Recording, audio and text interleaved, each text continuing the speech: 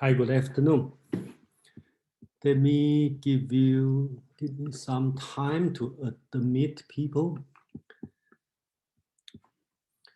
Great to see a lot of people show up today for long holiday. So yeah. Well, thank you for holding the meeting on a holiday weekend. yeah, okay, you are welcome. And then I'm very touched. So many people give up their holiday. I know. So yeah, we're all in the same boat, not being able to do anything, socialize or anything. So this is a welcome meeting. Thank you for your support. Is it an actual holiday on Monday though? I think it's on Monday. It's the weekend. The whole weekend.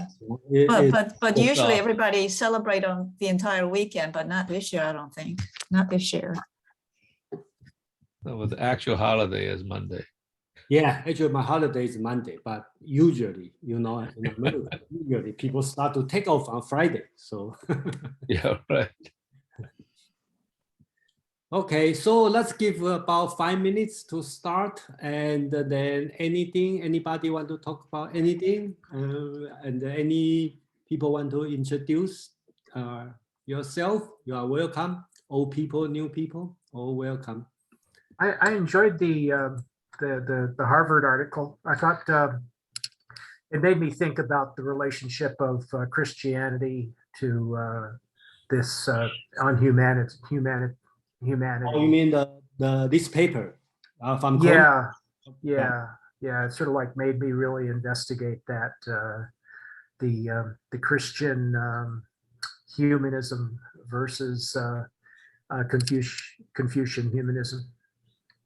Yeah, we were saying today I kind of set up the target to kind of redefine what's the best way to this paper Humaneness, and then there's many different kinds of translation, and then I will expect everybody help me, okay, find the good word for the translation, because it doesn't matter what word I use, always have some complaint, or somebody will say this one will be better, this one will be better. So that's I set up as today's task. So have everybody go through. I think on this paper have 10. I think have a 10 section talk about Ren, which is Humaneness. So we will go through this one, and then at the end we will get an idea what's the best way to translate or best way to describe it. And of course, just like James talked about, we can compare with the Christian teaching, Judaism teaching, and Aristotle also talk about something similar. Okay, so we can go through this. Jason, why is the author undecided about whether to call it Ren or Jen? That's the language, because in the proper name in today's Romanized Chinese will call Ren, R-E-N, okay? So, but in the old time, China haven't come out the word. So most of people, most of scholars in Western world are from Hong Kong, okay? And their Cantonese pronunciation, kind of like Yin or Yin. So you will see a lot of pronunciation J-E-N, okay? So that would be like the Taoism text, right? 道德经, right? The proper pronunciation should be D-A-O, okay? But you will see that most of the call Taoism, not D-A-O-I-S-M. They call it a T, right? So that's really is the local pronunciation. So that's why it's a different way to spell it. Okay, and today I will do is I will make it a standard as Ren, R-E-N, okay, as a proper way to do it. Okay, and what I'm not saying proper way to do it, but that's the way today we are going to do it in this way. And then Thanks. So any other question, any other concern? Otherwise, we will start in like 1 minute. We do have less people today, so but still have 23. So very good crowd. So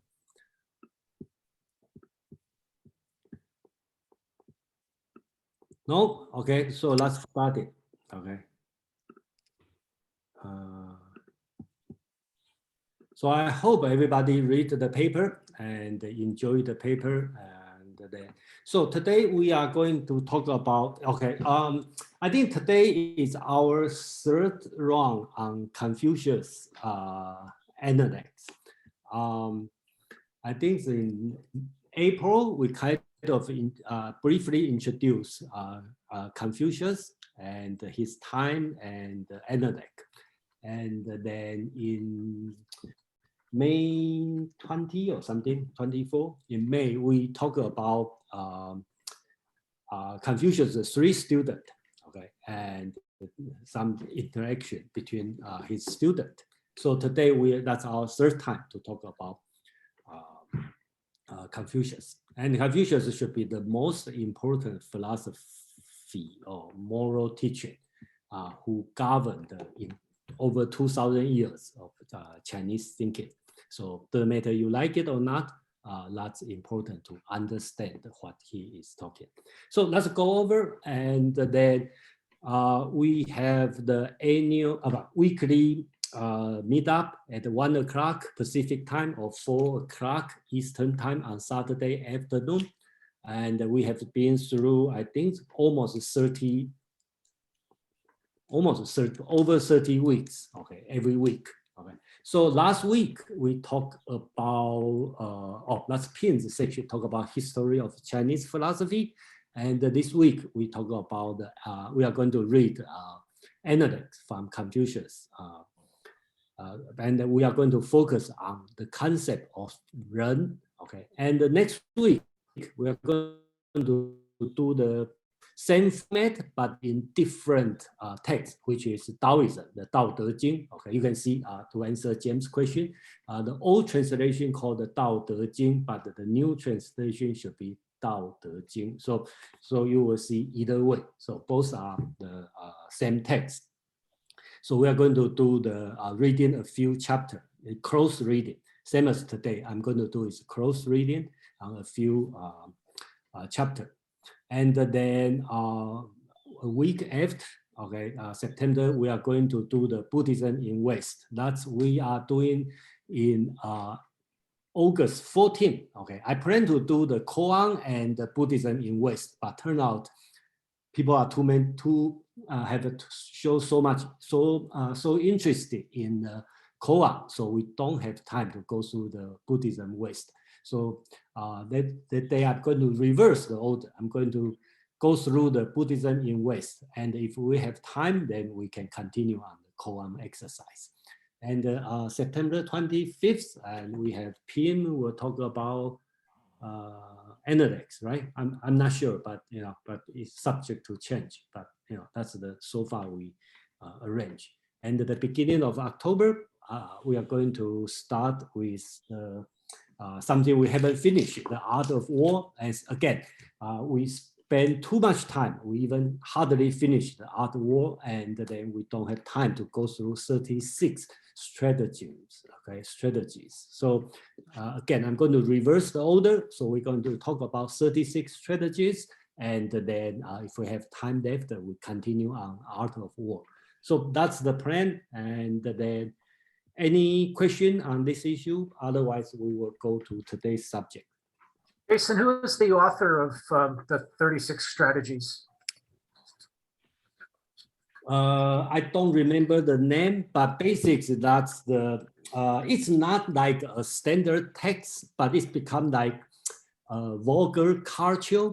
Okay, everybody know this one. And then I think they have an author, but he's not the person created. He kind of compiled what we talk about this. We will go through this one on that week, and then it's not academically important, but it's also, but it's important in the Chinese culture, because in the daily language, we use a lot of this kind of term. So it's good to understand some of the meaning. That would be important, and which also associates with art of war. Okay, so let's start for today's subject, which is we are going to talk about the concept of Ren. Before we start, okay, I set up this kind of this meetup as kind of 101 and the 201. So that means 101 means whoever never heard about anything about Confucius, about that, you can ask a question. Okay, I will make sure, okay, you understand. And the 201 means if you have some background, I will going to make sure, you have something new to learn.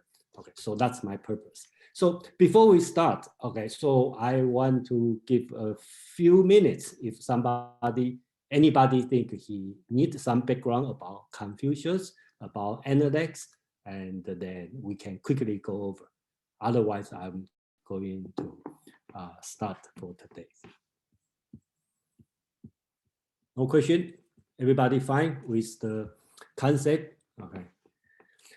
Okay, so the most important concept in the Confucius teaching is so-called Ren. Okay, Analect is recorded by Confucius' disciples, so which is the third generation.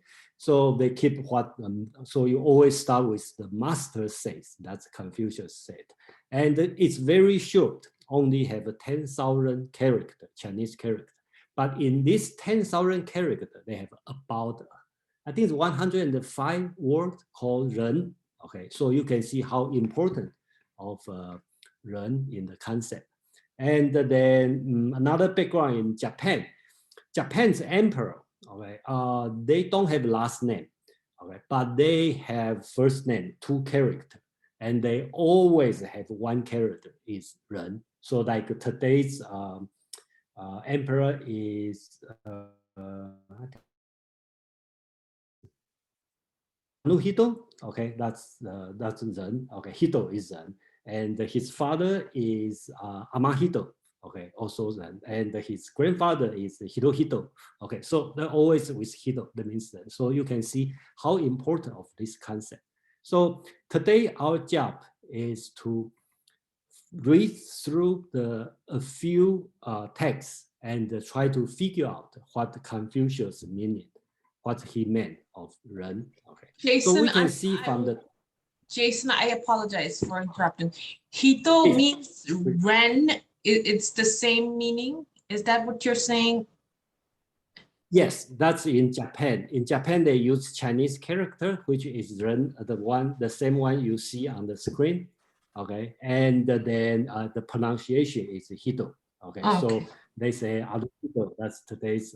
So they always. So you can see how important of them, and I think it's already been this tradition for at least 1,000 years. Okay, I'm not very sure, but it's been called Hito for Ren for a long time.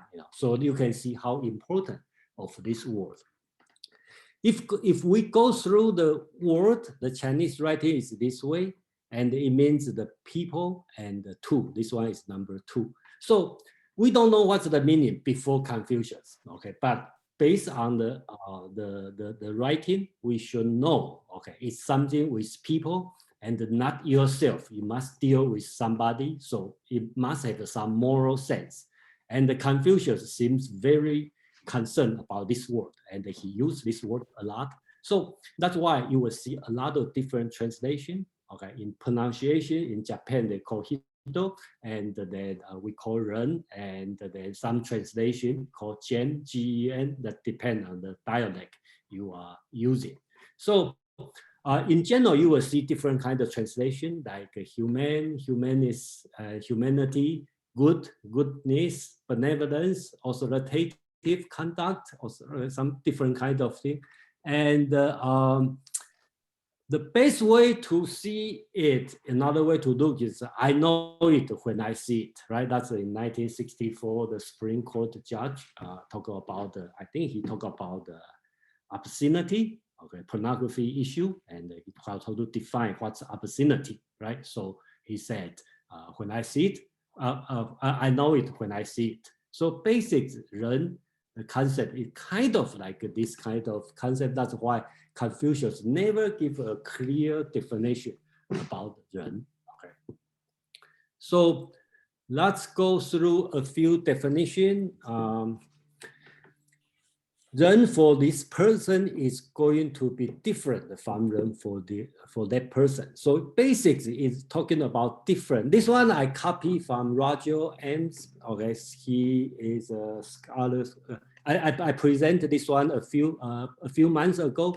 I think this one could be a good explanation. Okay, so basics is not through compliance with the principle as such. So that's why Confucius never give a clear definition on what is Ren. Okay, but today, since we are doing this one, let's figure out how Confucius talking about Ren. Okay, any question? Yeah. Okay, Phil. Yeah, I noticed that Ren is made up of the radical meaning a person, and the other part meaning two. Mm-hmm. It seems to imply relationship, which is good. You know, I understand that part. But two means like a more intimate relationship between two people rather than many people. Could you say something about the intimacy versus sort of more a commonality? Because he chose two instead of, for instance, even three.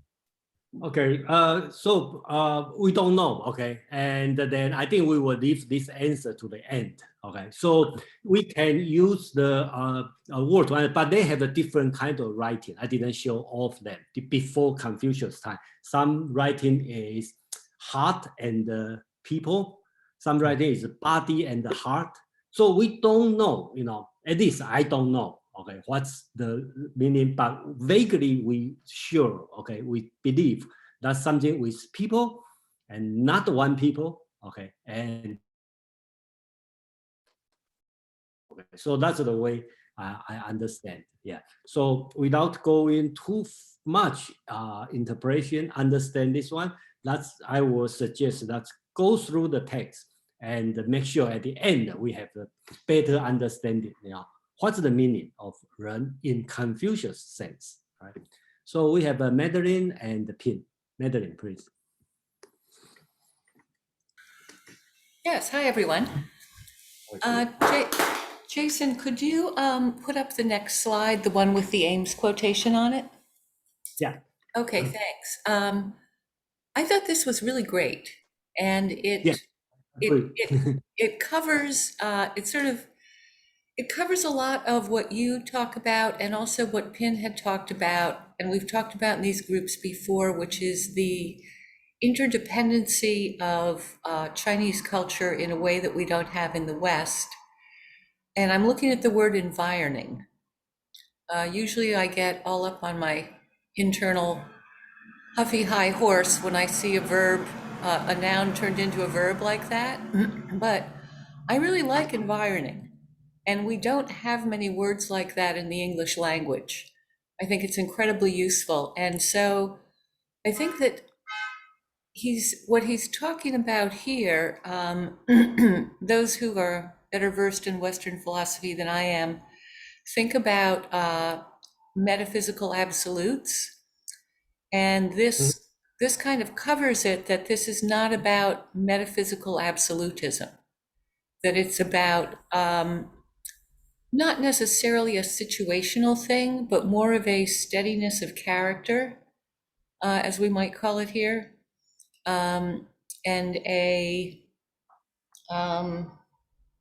commitment, we might call it integrity here, but not necessarily a compliance with abstract principles, more of an internal moral system.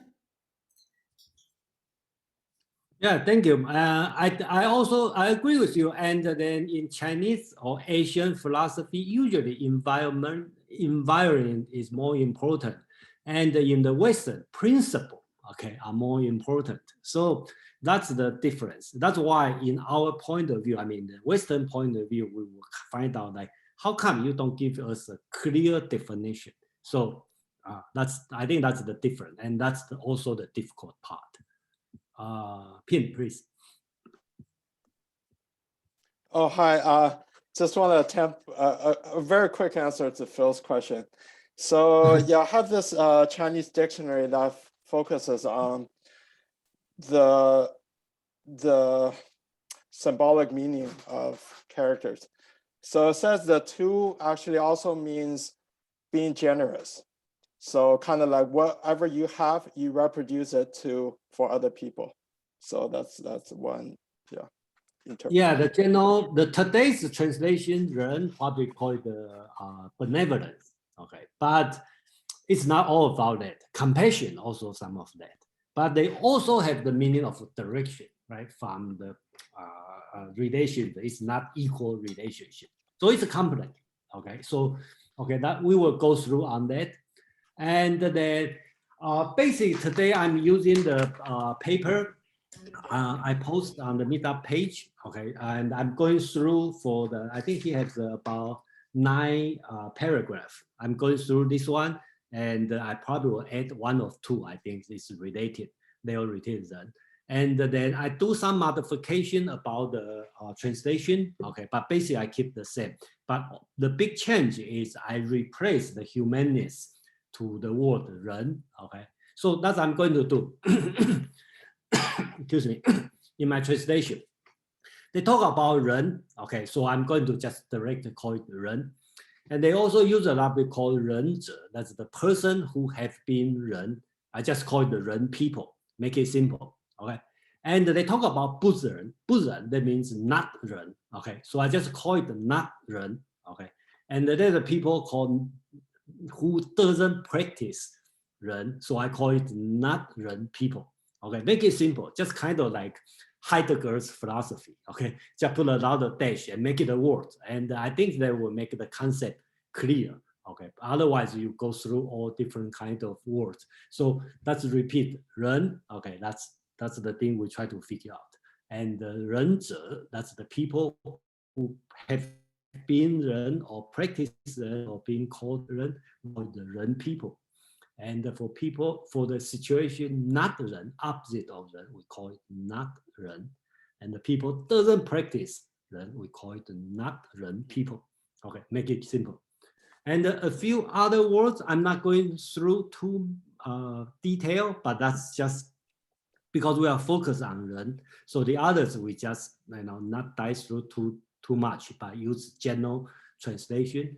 One important word is 智. Okay, so in we call it wisdom, okay, and knowledgeable, okay, that's all the same word during that time. And the people with wisdom or people with knowledge, we call wise men, okay, that's to make it translation simple.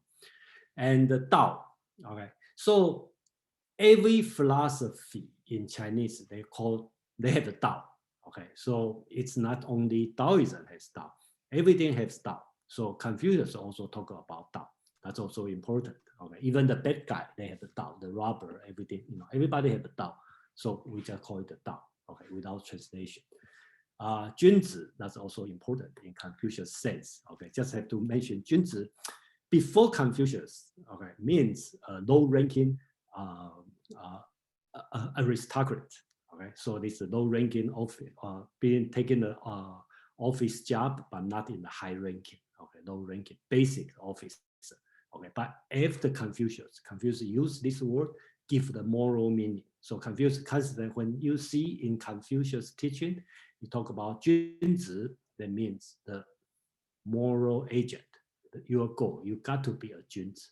The opposite of 君子 is so-called 小人, small man. Okay, so that's a 君子and small man you will constantly see, but today you will only see 君子. Another word is 圣. Okay, so I translate as a sage. If the people, okay, we call it the sage. Okay, if the behavior, we call it the sagehood. Okay, basically it means supremacy, small button. Okay, in the politics, basically important concept is it usually means in politics. Okay, and some moral sense. Says moral politician. Okay, that's called sage. not in the sense of Indian culture, sage as a holy man or religious, spiritual. No, it's not this. In Chinese, I think even in Taoism, okay, also use this word, 圣, as in the political and the moral sense, not in the religious or like a holy man. Okay, so that's an important difference. And the Yao Sun, I think we see that many times. That's an ancient sage that's 1,000 years before Confucius. Okay, so that's the concept, and that's we are going to. Before we start, and then we just want to make sure we agree on this term. Okay, and then we can move forward. And keep in mind at the end. Okay, or the purpose of today, we try to figure out what's Ren. Okay, and then how to translate Ren in English, or you have to explain to your friend the meaning of Ren. How are you going to explain? I think that would be today's goal. Any question? No? Okay, let's start from the first one. Okay, I put the number, so if you want to check, they have the standard number. That's book 4, number 2, chapter 2. So I'm going to read. Ren and the Zhi, they always associate together. The wise and the Ren always together. So here we talk about, Confucius talk about, the master said, not Ren people are unable to abide for long in hardship or to abide for a long time in joy. You cannot, deal with hardship for a long time and not deal with joy for a long time. The Ren people find peace in Ren, and the wise men pursue Ren. Okay. So here is a translation error, I think, in the paper I share with everybody. This one called these. Okay, so the translator call it derived profit from Humaneness. Okay, I think it's wrong. Okay, just reverse, because Chinese doesn't have a passive, how to call it, agent patient relationship. So reason doesn't mean get profit from Ren. That means benefit to Ren. Okay, in the Chinese sense. So basically, talk about for the Ren people, you will rest or find peace in Ren, and if for the wise man, you will benefit to Ren. So you kind of see the relationship between these two. James and the Pins, please. James, please. Sorry. Okay, I would kind of like West explain this as a person which is not Ren, a not Ren person, is someone who, in the best and worst of circumstances, will always find something to complain about. A person that doesn't live in a state of compassion and consideration for others and caring for others is always going to find something to complain about, even as both in hardship and in good times as well. Yeah, I like your explanation. Thank you. I don't know if that's the right way to put it, but everybody can share your thinking, but that's why I talk about many times. Because we were forced to memorize all this one for the college exam. So by knowing too long, we lost. At least I lost to analyze a lot of text. So during this chance, if somebody tell me something, that's refreshment, and then it's great. We have a Pin and Madeline. Then okay, so Pin first, please.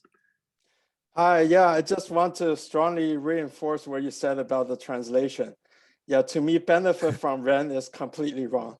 Yeah, I totally agree with what you said. Li clearly means facilitate or somehow benefit them, making them, Li original meaning is to sharpen a tool.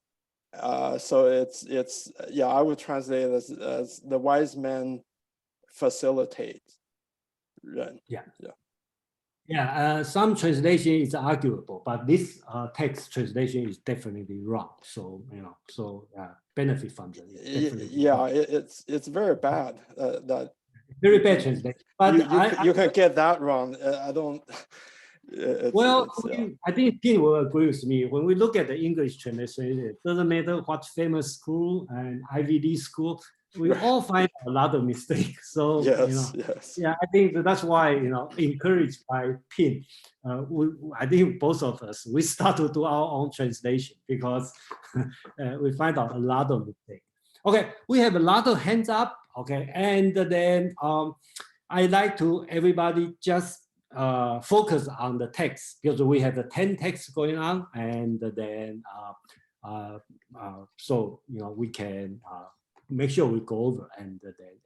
So I think next one would be Claudia, right? Yeah, thank you. Yeah, the sentence, the Ren people find peace in Ren.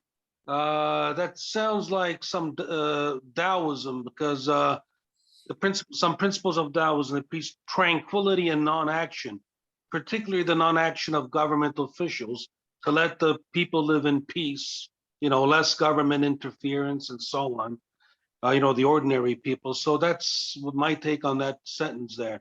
The Ren people find peace in Ren. So the people and the people who govern are live harmoniously and in peace and tranquility. Yeah. Yeah, thank you. We have a lot of hands up, so I lost the sequence. So I'm going to from the top to down. So I'm going to from Audrey. Please, Audrey. Oh, well, I was going to use the text of the Analects that I have, which book 4. Oh, wait, you starting with 4:2. Yeah, I start with 4:2. Yeah. Okay, because mine has Ren in 4:1. Oh yeah, 4. Okay. Book 4 has a lot of Ren. Okay, probably first 7 chapters are all about Ren. Okay, so I was thinking about like collect all of the Ren and make a section, but then I find out it's not possible. Too many. So I decided to use this text. Okay, so we probably have a more chance to talk about Ren later, but I will run one more section about Xiao, which is filial piety. Okay, so that's all on in book 2. Most are in book 2. So there's a lot. Okay, so so that's. Well, my note for 4:2. I mean, I find 4:1 very interesting, and I'd like to someday discuss why you didn't include that, or they don't include that. But 4:2, my notes say the final phrases here have led some commentators to see the Ren and the Wise as very different types of people. Others see these as complementary facets of the sage person. And it sounds similar to what James was saying, I think. So I know we're not trying to narrow down any particular translation. So it's just hard for when I have a text based on what we studied before to sort of ignore it for this new article. And then not talk about translations when translation seems to be a big part of what we're reading in English.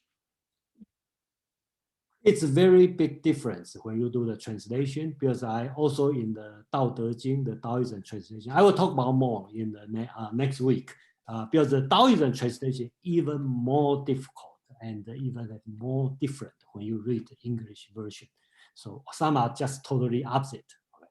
So and just quickly mention about why you talk about the first chapter. Yes, that's important. I almost want to put in, but I decided to take it out later, because you talk about the neighborhood, right? So you have to live with the people in the same together. So that's important. Next one will be Jyoti, please. Jyoti, is it Jyoti? Jyoti, right? You are muted. Yes, it's Jyoti. Please. So I wanted to know, is there a hierarchy here? Because from Yes. translation, it seemed that Ren people are so much better than wise men. But with Well, the okay. new translation, it doesn't seem like that way. Well, So is there, better or no? well, I will leave this answer for you, okay, for other people, and Oh. after we read more text, because it is hard to say, I don't want say it now. Okay, let's wait. Okay, so we have Rubana Elena. Okay, Rubana, please. So when I'm reading this, the master said, not Ren people are unable to abide for long in hardship or abide for long in joy. And then Ren people find peace. Is this like, you know how in popular culture, this word Zen, are these the people we say, oh, they found Zen, or are there Zen people? Hold on, you talk about Ren or talk about Zen? Okay. No, so, no, I'm in popular culture. This word they throw out Zen. I don't really know what it means, but it probably means calmness. So Ren people are what we would in popular culture say, oh, they're Zen people, or they've found Zen. I'm not sure, I'm not anybody sure about the Chinese definition. I'm just talking about the word as it is used in the popular culture. So are they the people who are just calm people who don't get too excited or not, or too upset? They're just in the middle. There's another text we will show later, and Confucius said that the Ren people like what? Ren people like a mountain, okay? The Western people like water, okay? And I think we will later on we will show. This one, okay? Talk about the wise men take joy in water. The Ren people take joy in mountain, okay? And the wise men are active, and the Ren people are tranquil. Okay, the wise man enjoys, the Ren people endure. Okay, that's another Confucius, which probably I should show this one also. Let's also talk about the difference. Jason, final question. Will you then talk about how to become a Ren person? Confucius will talk about the then to the end, but again, it's we will see how you do it. Okay. Okay, so who is next? Elena and Elena, please.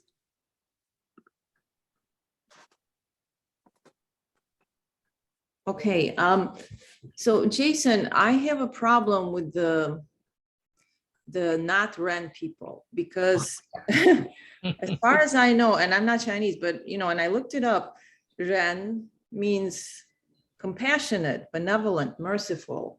So Okay. when you're saying not Ren people, and where's that first? Okay, so so what do you mean by not Ren people? Are they people who are not compassionate and benevolent? And yeah, and also when you say that they're unable to abide for long in hardship, this to me doesn't really have much meaning what's happening here.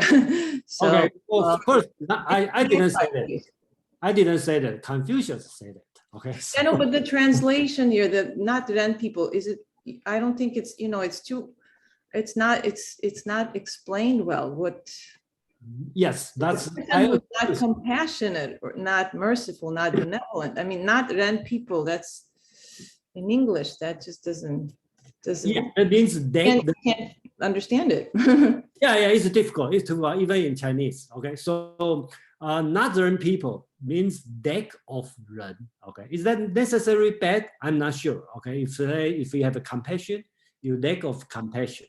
Okay, so I think that would be the proper understanding. I think of it as an antonym of the one with Ren. So not Ren is someone devoid of that quality, or someone who is opposite of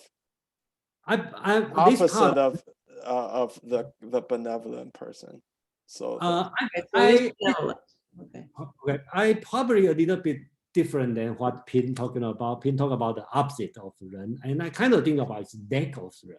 Okay, so lack, yeah, lack of devoid. Ren, devoid or private, right? Private, right? Does that mean opposite? Just like you, like Saint Augustine defined the vice of lack of goodness. Okay, so does that mean evil? Opposite of good? I don't know. You know, same kind of concept.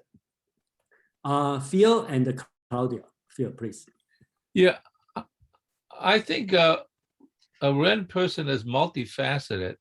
So I Yes. think this is only addressing one aspect of Ren, not the whole aspect.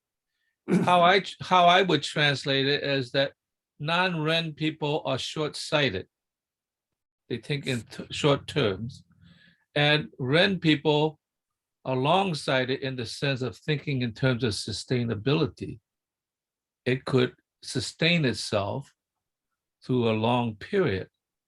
So if you have Ren, you could sustain the concept of joy. You could also sustain the trial through suffering. So I think sustainability is an important in terms of a long path of what you are. And short-sightedness is like, how do I get through the next hour, the next day, that kind of thing. So that's what I think. All right, thank you. Let's think about that. Yeah, that's great. Yeah, Claudia, please.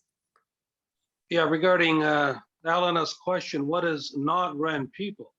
Well, Jason, like it described it earlier, those who do not practice Ren. So that implies that you're not born with it.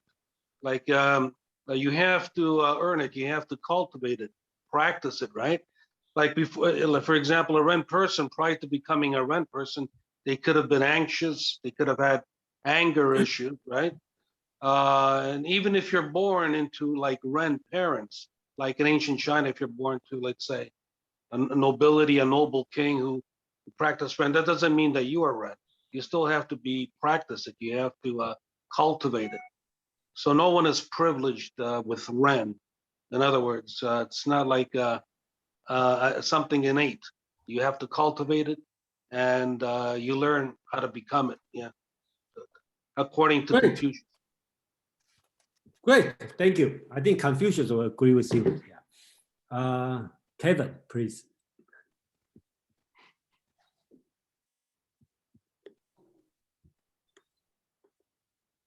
Kevin, are you muted? Can you hear me now? Yes.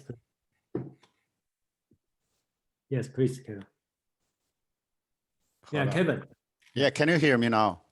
Yes, yes, please. Oh, okay, sorry, I've got to switch my earphone. Yeah, it's I as a start from, let's say, character I post from wiki. The first then is a person plus a second. If it's based Jason translation, not then people, not then, let's see, if you only want them, a person, individual.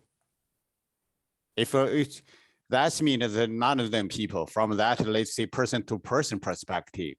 If it's then people, it's two individual have to get along together. And like I agree with the fields for sustainability. How can you get live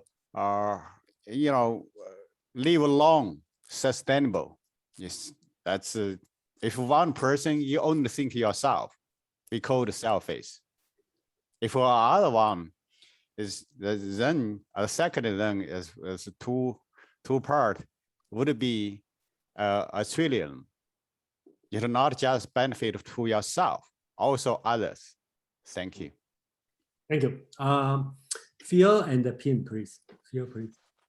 Yeah, I just want to make a friendly objection to Claudio's statement, not the entire. I think you have to practice, it's true. That's absolutely true. But I think within every person, there's already a seed of Ren, because if you did not have it, practice does not get you there. So it's just a seedling. You practice and practice, and that becomes more and more perfected. But I think he's beginning from a positive attitude that you do have Ren hidden within inside you, and the practice is simply sharpening that state to make it expand and grow to maturity. A friendly disagreement. Thank you, Phil. Okay, so I would say your statement is strongly supported by Mencius. Okay, Yeah. so Mencius talk about the seed, but that we will see. You know, how does Confucius talk about later? So patient, we only go through 1/10. We haven't finished yet, so we will have more to share. Pin, please. Yeah, the way I tend to read this passage is Confucius his point wasn't so much about the not Ren people.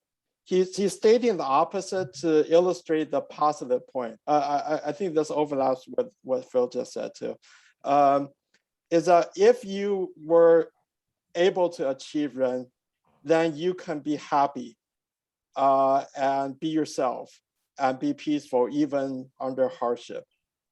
So it's not so important that we understand what not Ren means, because it appears in different places in the Analects, and that's the general feeling I get reading the Analects. And one nitpicking quibble about the translation is that hardship is not quite right. It's more like parsimony or poverty or a very basic life, because this Chinese character yue means constrained, or having very little, no, the opposite of opulent, and so that's just a little bit nuanced. That's all. Yeah.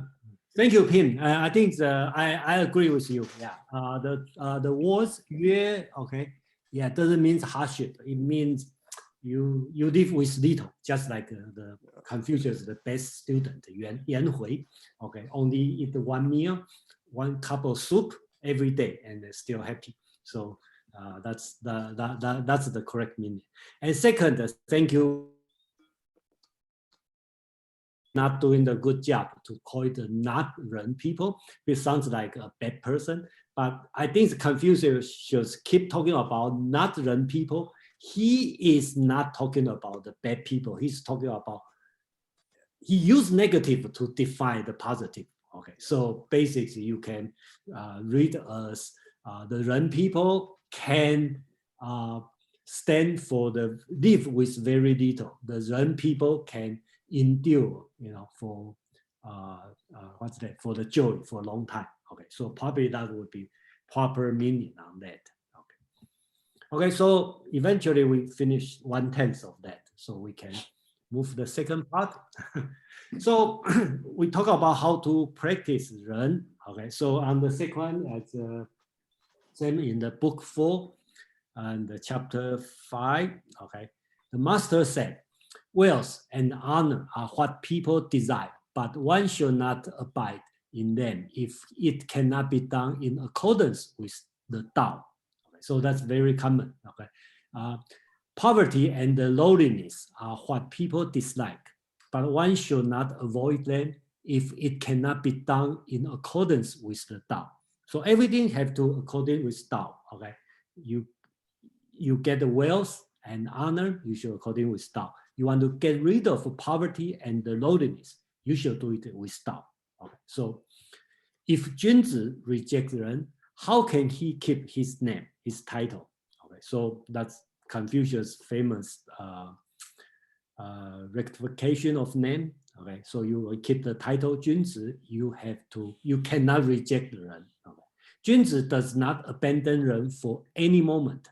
He is bound to it, even in the time of hardship and the danger. Okay, so that's I kind of twist the translation, make it simple. Basically, it talk about you have to always keep Ren in your mind. In the word, okay, word by word, 忠实之间, that means between the meal. Okay, Confucius said, you never violate, reject Ren between the meal, but the meaning is all the time, okay? Even you are rich, okay? Even you are in danger, you are in a hardship, you should always keep Ren. Without Ren, you are no more Junzi, okay? The moral agent. So, Phil, please. Yeah, since everybody used Tao and Tao means so different, it's important to have a sense of what Tao is. I might be wrong, but I get the feeling that this Tao is the way of civilization rather than the way of nature. Because your Tao is that if you move through it and it's in harmony with the culture and the civilization, that is the Tao that he must be talking about, rather than in harmony with the rain and the sun and whatever there is. I think that this emphasis is quite different, use of the Tao, and we must understand this, if I'm at all correct, that the emphasis really is between nature and culture, or nature and civilization. So I think that that changes what the Tao actually means, and not talk in cross purposes. Yeah, I just have to mention, if you remind everybody, like 2 weeks ago, we read, when we read Han Fei, he also talked about Tao. When we read Art of War, okay, we also talk about Tao. So especially, well, not only ancient, okay, for 2,000 years, even today, okay, if you do something, somebody probably will tell you it's not follow the Tao. And what's the meaning of Tao? It's it's a big question. Okay, so every answer. Sorry, Phil, your answer just partially right, but every answer probably just partially right. So, Pin, please. Yeah, just to follow on this great point. I think Tao, although there's one kind of commonality between all these different philosophers when they say Tao, it is true that Tao just means the way. It can be different things in different circumstances, but there's one thing is Tao ultimately is what's in harmony with heaven. Okay. But heaven encompasses everything, both nature and civilization. And you're right, I agree with you, Phil, that in this passage, it has a particular emphasis. But I think it's also, I think, keep in mind that there is also a holistic aspect of Tao. Like even when Sun Tzu, when he says, about fighting a war, you have to be in harmony with the weather, the climate, the landscape. It ultimately does go back to heaven in all these different philosophers' minds. Yeah, Tao is a big question. Confucius said, if I heard about Tao, I understand Tao in the morning, I can die in the evening. Okay, that's how important it is. So Confucius lived for 73 years. He probably not heard about understand Tao. So that's what he said. Famously said, if I heard about Tao in the morning, and I can die in the evening. That's how important of Tao. And there's an interesting contrast. And Zhuangzi says something very similar, that if you hear the Tao in the morning, you will drink ice in the evening, because you will feel so hot inside. You have the urge to drink ice. And Zhuangzi also, the Zhuangzi student asked him, the robber, okay, the bad guy has Tao or not? And Zhuangzi said, yes, of course, they have their own Tao. Okay, so then he started to explain. So and if you continue in this session, you probably will hear about Tao every week. So, unless we do Buddhism, they probably have no Tao over there. So. Okay, so let's move on. Okay, so here Confucius further defined being Ren. Okay, so the master said, I have not seen one who loved Ren, nor one who hated not Ren. Okay, one who loved Ren will value nothing more highly than Ren. one who hated non-Ren disallow non-Ren to affect himself. Okay. Later a little bit mouthful. Is there someone whose strength has for the space of a single day between devoted to Ren? I have not seen one whose strength was insufficient. It may have happened, but I have not seen it. I think he talked about, okay, I think that's my take on this one. Basically, he talked about two kinds of being Ren, right? You can have the person who loves Ren, he devoted for Ren, and or you can use a negative way, right? You hate not Ren, okay? So that's a two-way. So you disallow, you don't want not Ren to affect yourself.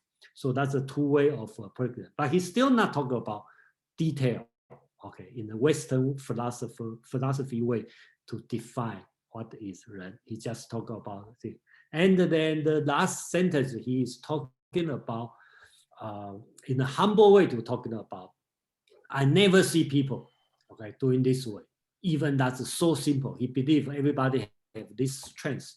Very similar to what Phil talking about, is have a seed, but he probably not talking about the nature innate Ren, but he talked about it's very easy to do it, but he didn't see people do it. Okay, so that's a little bit upset, but he think it's so easy, but you didn't do it. Pin and James, please. Pin, please. My reading of the first sentence is slightly different. The way I read it is I've never seen one who loves Ren hates those who are not Ren people. Okay, okay. That's what I have, yeah. That makes sense.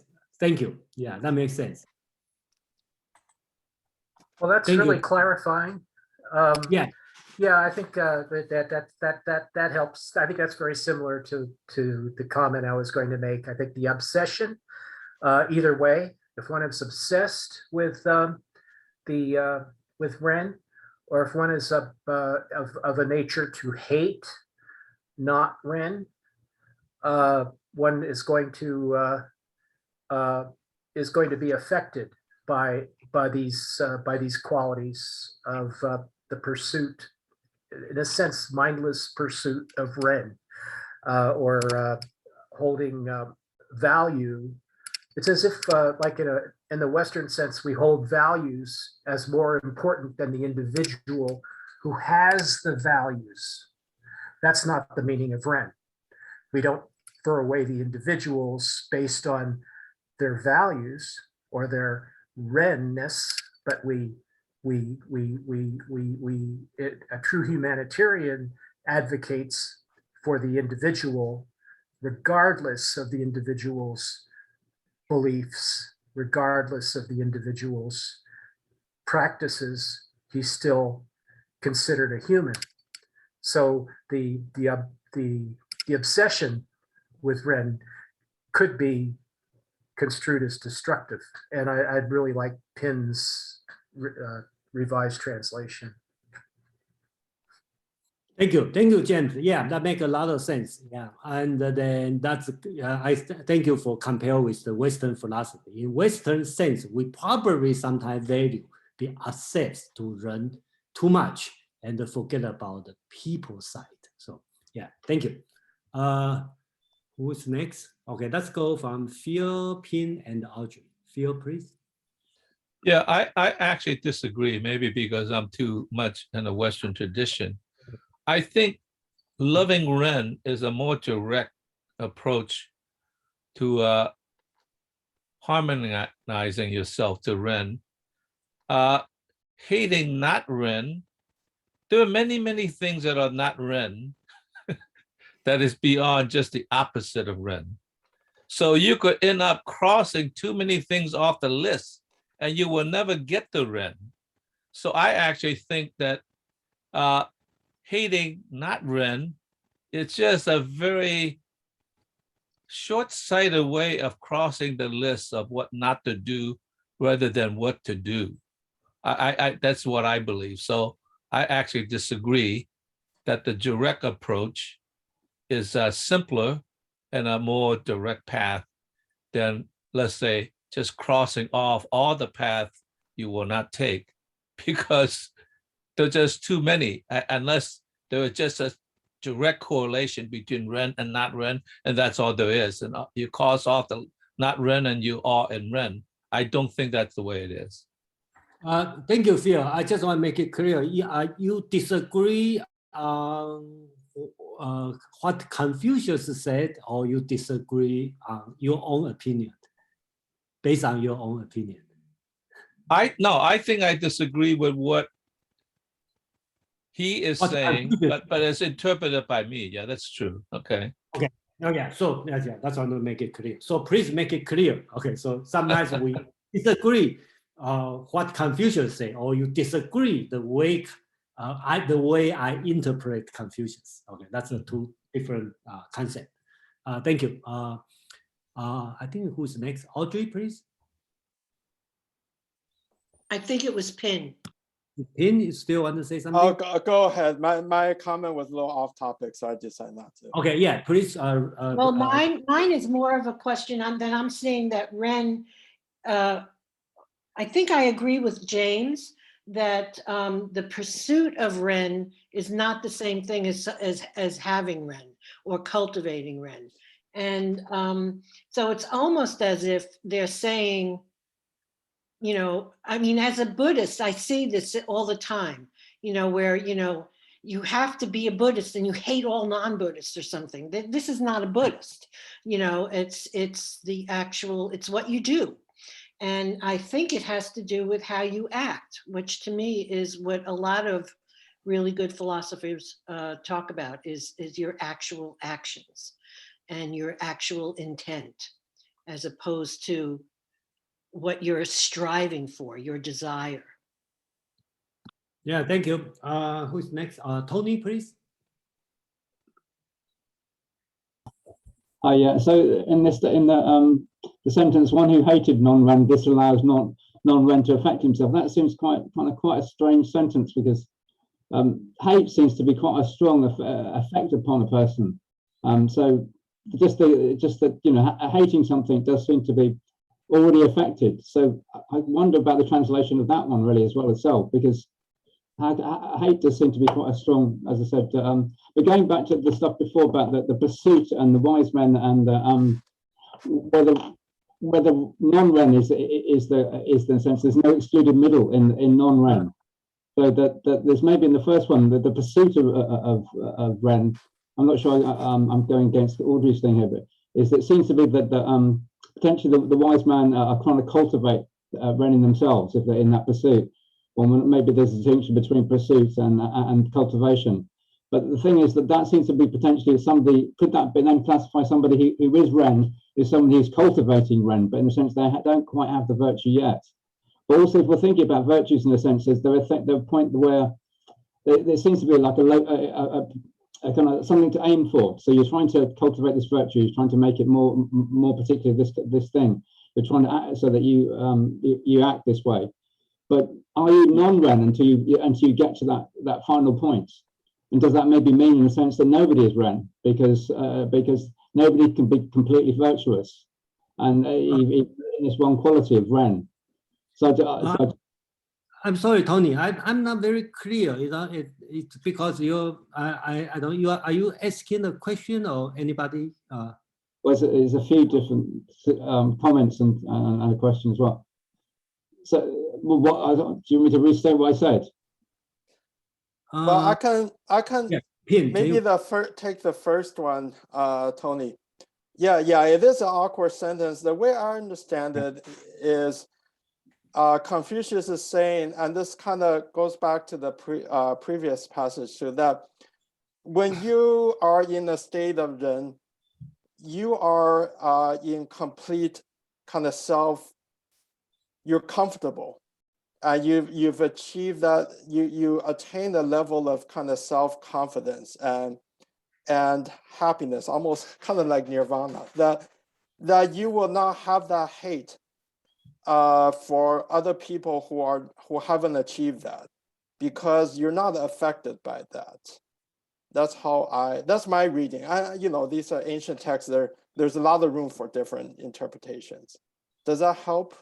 Can I come back? Can I add one thing? Because I think Tony was responding to what I said also. And I think that cultivating Ren, when you're cultivating it as if you're cultivating your practice as a Buddhist or whatever, you're in that moment where you're working on that. It doesn't necessarily mean you've reached the state, but you're working on it. So you'll catch yourself about hating. You won't hate, or you'll catch yourself while you're cultivating. It's just part of the practice. It happens. So I don't think it's a contradiction to say don't just go after the principle, but work with it, cultivate it. Means you're actually engaged in it. It's a very different aspect, I think. Yeah, kind of, this is a great conversation because I wanted to bring up that Confucius kind of saying that, we're wondering about that, almost like a muse at the end of this passage, right? He said, everyone has the capability to practice Ren, but I've never seen anyone who does it 100% of the time. And I'm sure he includes himself in that too. So it's almost he's wondering, like, why is it? We all have that seed, we all have that benevolence in our hearts, but none of us can achieve where we are in that. We accomplish that all the time, 100%. I think we need to know in Chinese philosopher like Confucius, he is also very humble. Okay, especially compared to Socrates. He's very, very humble. So that's why he will say, and I don't see anybody, doesn't have enough strength to do it. Maybe I have it, I just not see it. So, that's the way he expressed himself. So, can I come back in a bit? So that I still feel there's a problem with that sentence because it's he's not saying that Ren people disallow non-Ren to affect himself. He says that those who hate non-Ren. So do we take those the Ren people to hate non-Ren, or do we take these are different people? And so this quality of not being affected by something else, well, something negative, is something which Ren people would have more maybe in other people, because it seems to be it seems to be a positive thing not to be affected by something negative.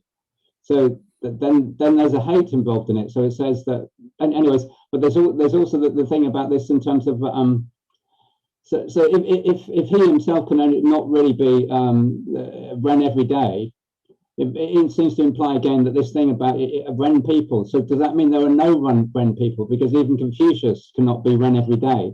Or does that mean again that cultivating Ren, it makes you a Ren person? So the wise people who are pursuing Ren are actually Ren people because they're pursuing Ren.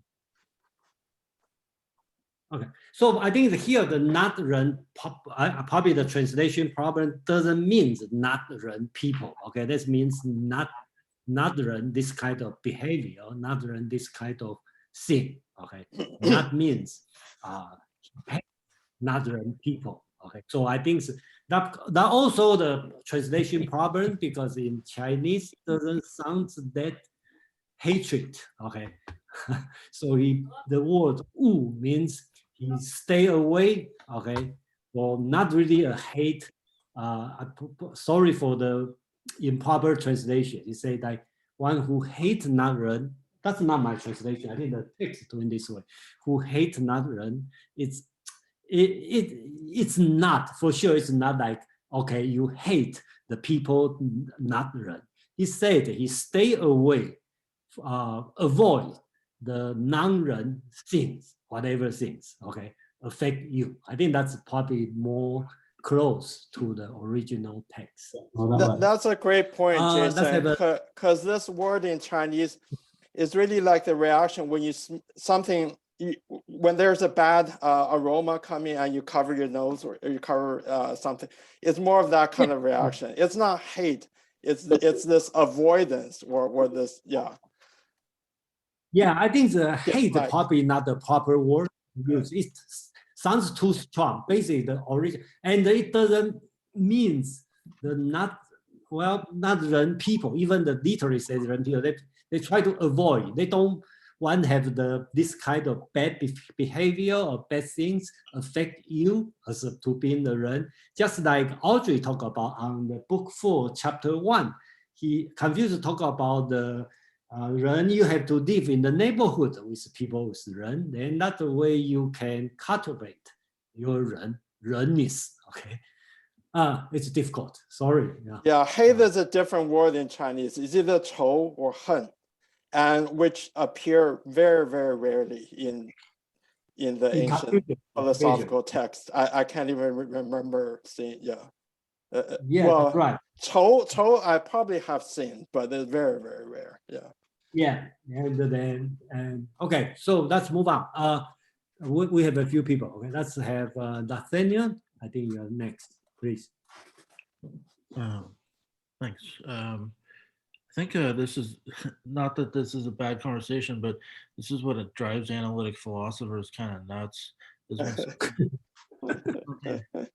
It's so poorly defined. It's like almost anything, you know, and I think we're running into this problem because it's so poorly defined. Like you can just say anything good is Ren and anything bad is not Ren or something. So I think that's almost it's a problem we're having here.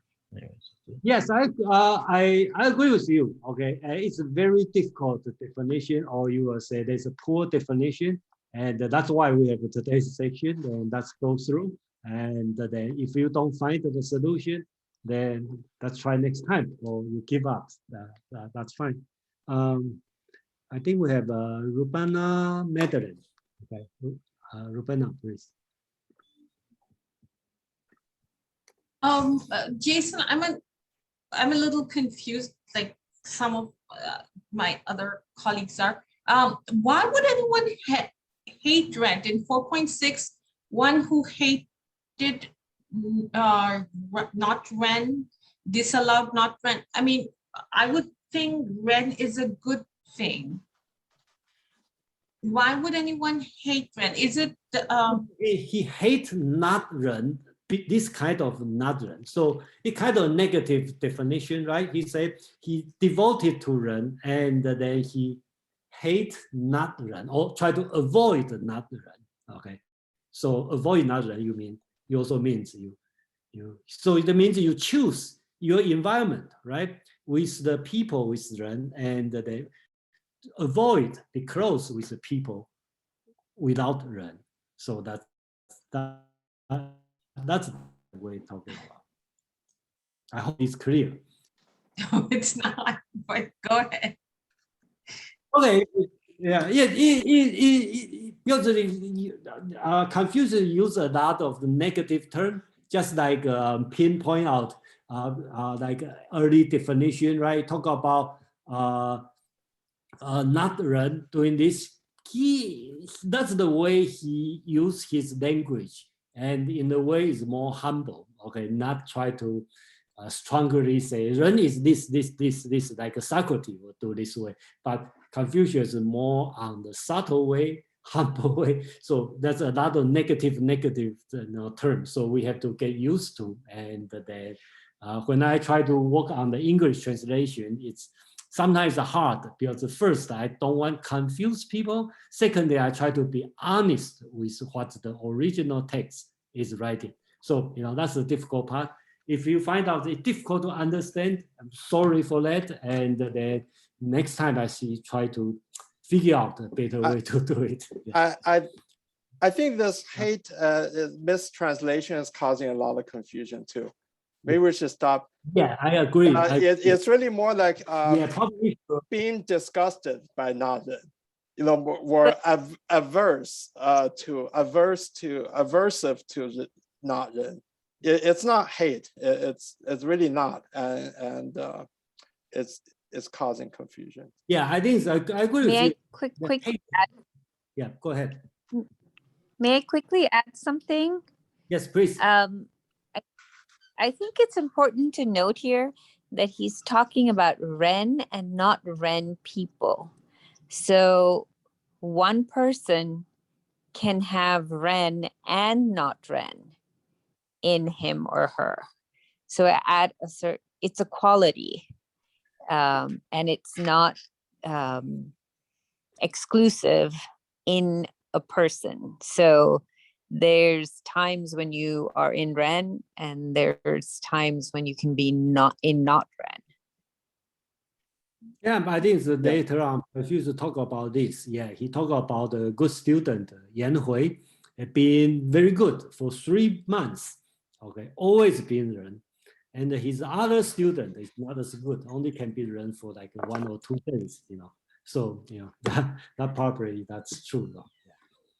Yeah. Madeline, please. Okay. Okay, Jason, thank you for hosting this meeting of Overthinkers Anonymous.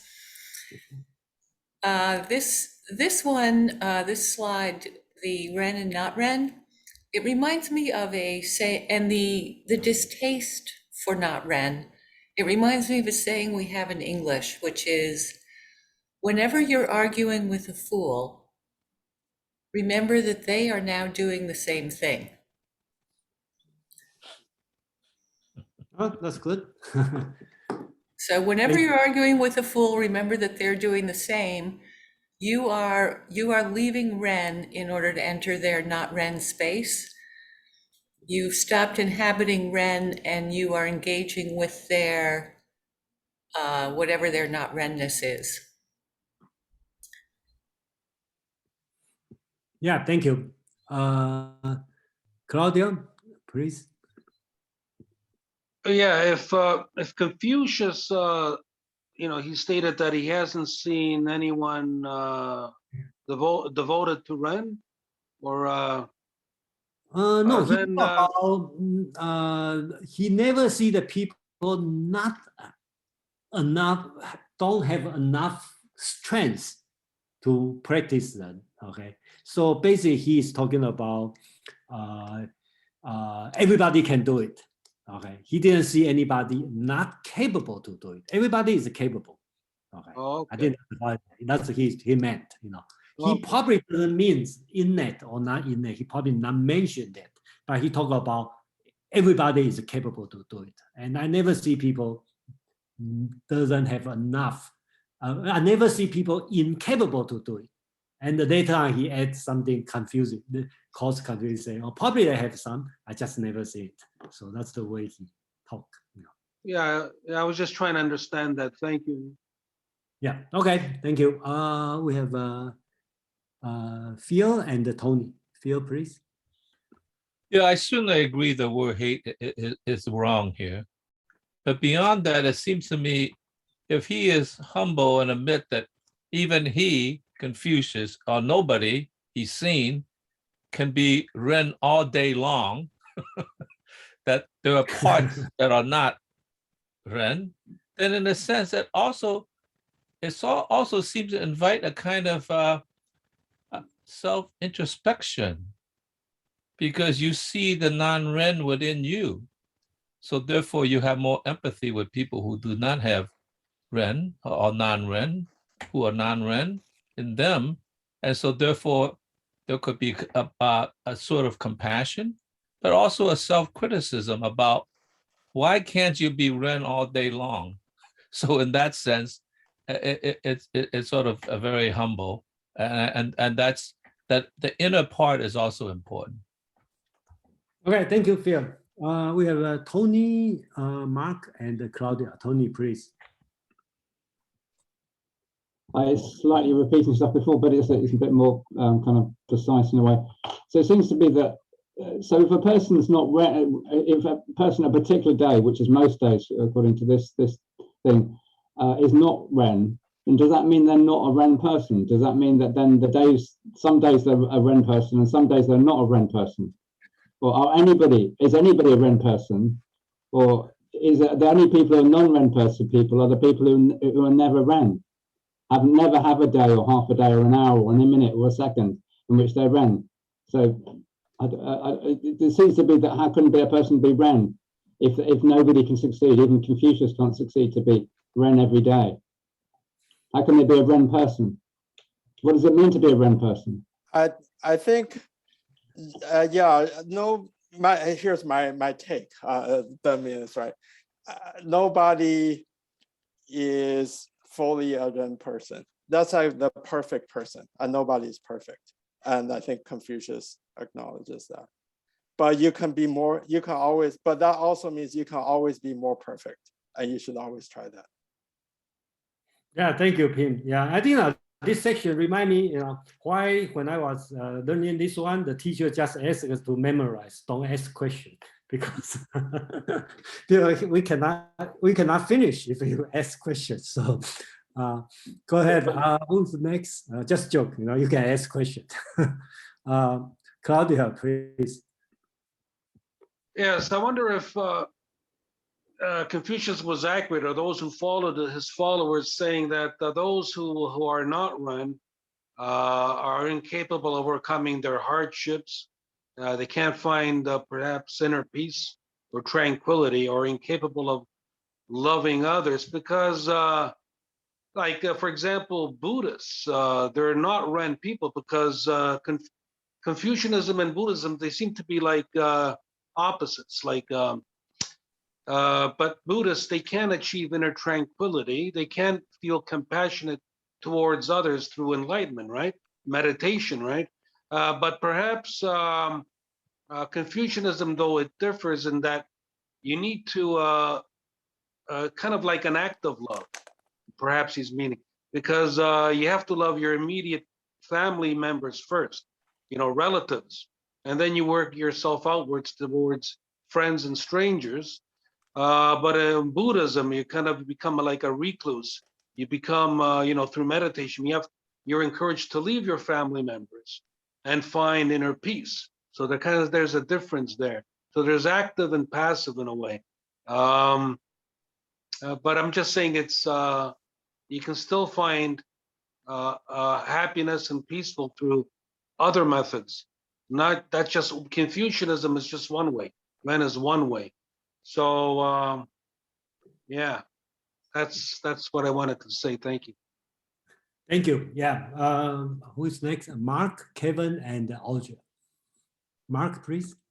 Yeah. Thank you, Jason. Yeah, I really appreciated Phil's comment quite a while ago when he made a disagreement, and also Jason, you asking him for clarification on exactly whether he was disagreeing that was what Confucius was saying, or whether he was disagreeing with Confucius's interpretation of the issue. Because I think that distinction is really important.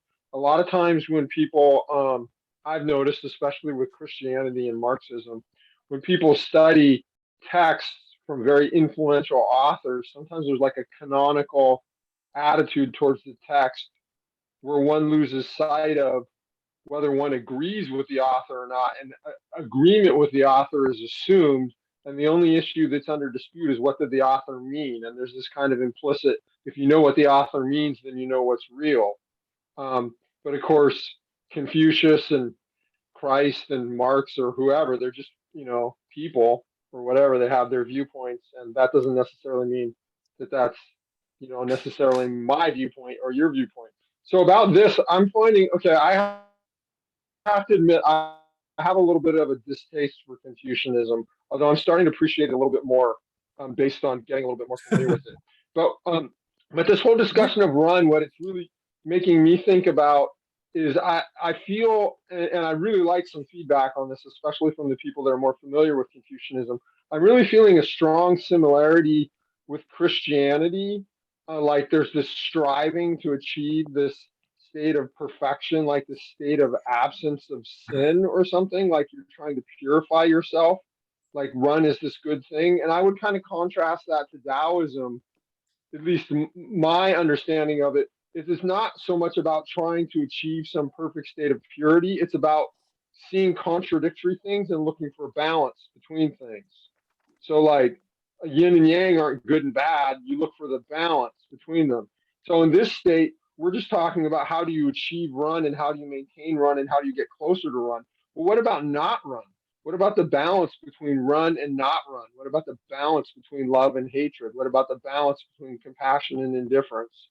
It seems to me there's a value to not Ren as well as a value to run. And so to me, in that way, Confucianism seems similar to Christianity, and I would contrast that to Taoism a little bit. Those are just my thoughts. I'd welcome any response if anybody disagrees or agrees or whatever. Thank you. Yeah, thank you, Mark. Yeah, so yeah, I think that important. I would suggest everybody, if you disagree for your own taste, please start with I don't like what Confucius said. So we make it clear, so we will know that's your opinion. So I will use this word, but so far I haven't used this word. That means I like what Confucius said, and doesn't mean I dislike. I just I do my best to figure out what Confucius tried to teach. I haven't released my own taste yet.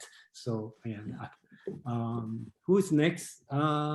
We will go. Sorry, I got lost. So we have a lot of hands up. So please make sure we focus on the text. Okay. So let's go this order.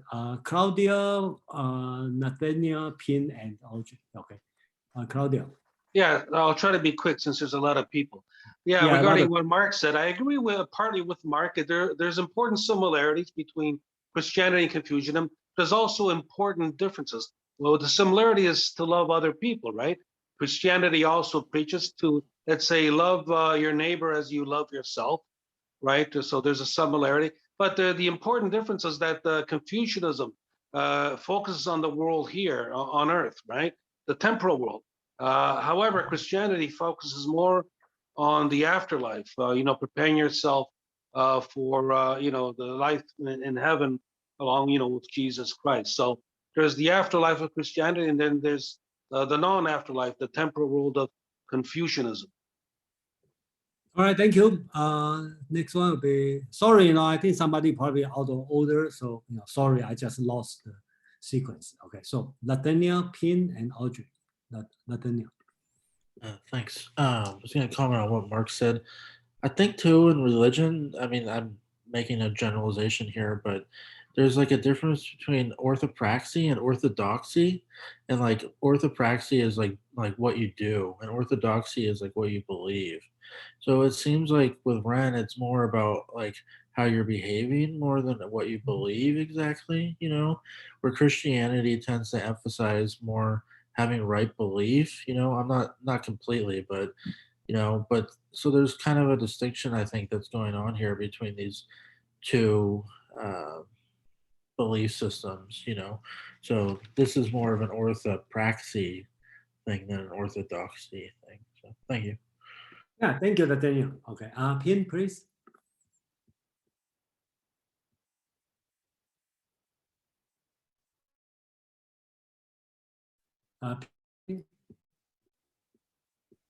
Hi, I think it's fine to do fine and interesting to compare different schools of thought or compare this to cross-compare religions and whatnot. But I think it's also a dangerous thing to do. We have to keep in mind Confucius had no awareness of Taoism or Christianity or Buddhism. At his time, those things did not, those labels or even those schools had not existed yet. So I just want to kind of put a warning label on that. We can't just say, oh, well, think of Confucianism as the opposite of this other thing, or as the same as another thing. That's any of those statements as a wholesale statement will always have a lot of problems. Another thing, and keep in mind that Confucius and Lao Tzu most likely were friends, and also not more than friends. Confucius was likely Lao Tzu's student.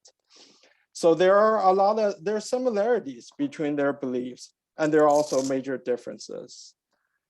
Another thing is we have to keep in mind, as far as the Analects, not to sound a bit cavalier, is most scholars agree that it's written by students of Youzi and Zhenzi mostly, two of Confucius' students.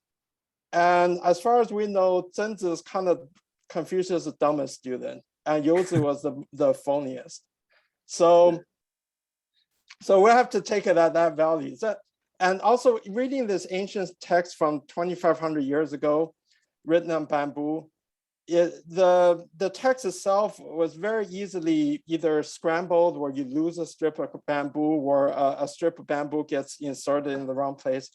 So my kind of general attitude in reading these texts, some texts are just, you can't make logic out of it, and you can't fully understand it. So it is, on the face of it, the first sentence and the second sentence are kind of contradictory. It's hard to reconcile both of them. So I kind of have the attitude, I try to understand, I take what I can understand. And the ones that are just kind of impossible to fully make logic out of it, I just leave it as is. So to me, this passage, for me personally, I personally focus on the end part that Confucius is talking about people having the ability, everyone have the ability, but nobody can do it all the time. That's sort of my, I really in the utilitarian way, like what can I personally get out of reading this? And that's, so, okay, thank you. Okay. Yeah, thank you. Yeah, today we focus on Analects. Okay, yeah, just like Pin said, just a portion of Confucius, and the Confucius doesn't, we don't know it's true or not true. But personally, I believe Confucius' writing is more on in the I Ching, okay, the commentary on I Ching. That's probably more on Confucius' true opinion, okay. And this one is written like after 100 years, so we don't know, what's going on. So, so please focus on the text, okay. So, Audrey, please.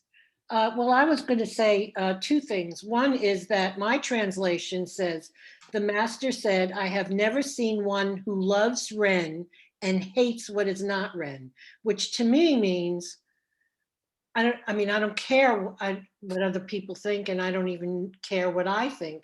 I don't know what was written here, what they meant, what their intent was, but that sentence in English means to me, I have never seen one who loves Ren and hates what is not Ren. We're talking about the one person who loves Ren and is not, and hates, doesn't hate. Oh, okay. You know what it's me? You know what I'm saying? It says, I have never seen one who loves Ren and hates somebody else. So in other words, I've never seen somebody that loves Ren who actually hates anybody or who actually avoids anybody. So I don't know, that's one thing. And the other thing. I agree with that translation, yeah, by the way, yeah. Yeah, and well, I don't know what translation I have please continue, yeah. But the other question was, well, it wasn't a question. It was that when we talk about Western Buddhism, even though I've always shied away from talking about Buddhism, I'm floored by what Claudia said of what Buddhism is. And I just really want to talk about how Buddhism does not tell you to work only on yourself without regard of anybody else, and certainly would never tell you to be a recluse. That's the whole thing about right action. So Claudia, it's very interesting to have you in here, but I will have to talk about that next week. Yeah, okay, so Buddhism in 2 weeks, okay? So we talk about Buddhism. Yeah, in 2-3 weeks, we are going to talk about Buddhism in the Western sense, okay? So that's another subject we can talk about. Okay, who's next? Probably is Kevin. Okay, again, yeah, I think that's okay. I think I know when you read the English version, you're confused, but I just have to, I believe Pin agree with me. You read the Chinese, it's the same confused, it's not much difference. It's very confused because the text by itself. Okay. Kevin, you're next. Sorry, I think you wait for a long time. It's okay, Jason. Yeah. And I, because time is, I don't know how to talk. That's lots to take. I want to share one Western we see. Once a liar, always a liar. This one, how contact here is from them.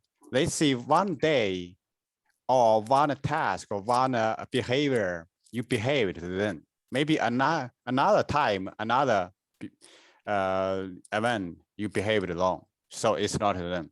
So it's hard. It's easy to be nice to others one time or once a day. It's hard to be nice to others, every time, every day. That's is my simple English to understand. And also for religion perspective, from Confucius, it's you think about yourself as God. You want to use that as religion perspective. You can feel it, understand what the text itself. Also, you can use analytically, talk with others, share each other opinion. Let's get a different perspective, different dimension. And by the way, then it's empathy or sympathy. You see English also can understand that. Last one, obviously, we try, I learned from here, this, in the Asian Chinese, those texts, it's hard to see the dichotomy, let's think, let's hate. Those, extreme, those the word, it's woo, like I like Ping said, you smell bad, some smell you don't like, move away. Maybe other people like that smell, they got a phone from own group. So give people option. Thank you. Thank you. Jyoti, you are next, please. Oh, I love the last comment. I don't know who made it, but yes, I completely agree. And I would also just wanted to say that it would be nice if we concentrated on Confucius and not introduce other religions. Like I personally did not like the introduction of the word heaven, because that's a very Christian concept. And I don't think at that time there was a concept of heaven. But I wanted Jason to ask you, so the translation that was provided to us for the one who hated non-Ren, disallow non-Ren to affect himself. But it seems it's a lot more clear in the translation that you attached, which is one who hated inhumanity would be humane so as not to allow inhumanity to affect his person. So if, it's like you have, I made a mistake. Yeah, hold on. Let me see how I can say this. It is part of Ren to not tolerate, but to be compassionate towards a person that happens at that time to be in a non-Ren state. Do you see what I'm saying? Yeah, a little bit.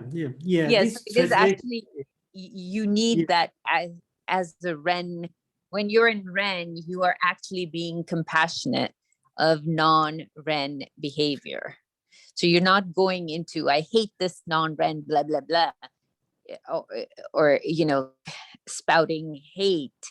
You're more, okay, this person at this time is not able to, is quote unquote triggered, or is not able to hold goodness, or, hold a state of Ren, which is very different from just, oh, I hate this non-Ren person. Yes. Okay. Yeah. That's a big mistake, and but that's stuff on me because the text was doing hated, so I just took copy and paste. Then I didn't pay much attention on this. Sorry about this. Next time, pay more attention. I don't know it caused so much problem. Oh no. I didn't mean to criticize you. No, don't worry. Don't worry.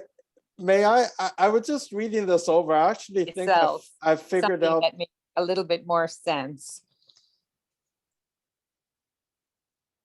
Pin, you want to say something sorry about this text? to jump in. Sorry. I'm looking over. I think I figured out the translation. Could I make an attempt here? I've never seen one who loves Ren being disgusted by those who are devoid of Ren. People who love Ren do not hold anything in particular in supreme esteem. Those who are disgusted by people devoid of Ren, if they were to actually practice Ren, they would not allow those who are devoid of Ren to affect them. I think this, to me, it is Excellent. it is what the original text says. I read it, that's how I read it in the original. And it also flows in logic to me. Yeah, it makes sense. Yeah, okay. So yeah, that you know how difficult of this. Can I just insert one thing? Yeah. Again, I think that Ren is not a Ren person. Ren is something you're practicing at that time. So you can hold both. And at some point you're, not tired, not hungry, not something, and you can hold, okay, I'm in a state of Ren. However, the next 5 minutes, somebody dies that you care about. Sorry to introduce melodrama. And then you're not in a state of Zen anymore, a Ren anymore. You're kind of like, oh, that. I just think that's an important distinction. We're not talking about a person all the time. Yeah, we don't talk about person, but sometimes Confucius talk about the person. Okay, so yeah, we figure out later. It's not that easy. Okay, for 2,000 years, nobody really figured out probably. So, Nathaniel, please. Yeah, I think too there's a difference between like mysticism and systematic philosophy. And I don't think this is trying to be systematic philosophy where they're trying to make completely logical statements or something like that, where it's more meant to, there's almost an ineffability to this or something. So where you have to just experience Ren. So I think maybe we're making like almost a category mistake, but yeah. Mm-hmm. Yeah, I agree with you. So Chinese philosophy is very different, okay, than the Western sense of philosophy. So yeah, great that you mentioned this. It's difficult to use Western sense to understand. Yeah.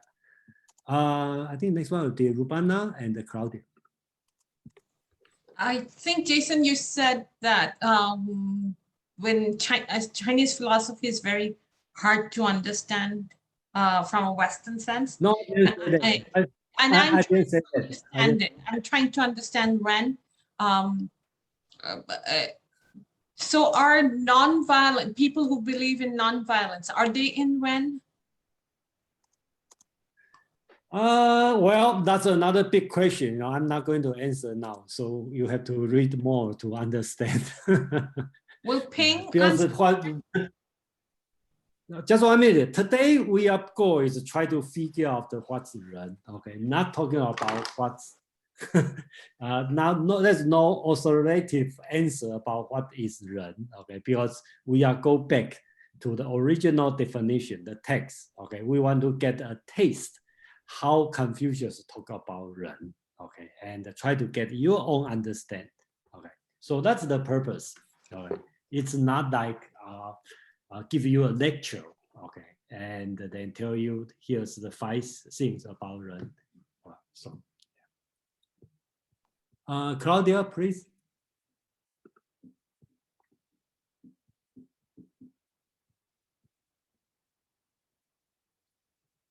Claudia, are you here?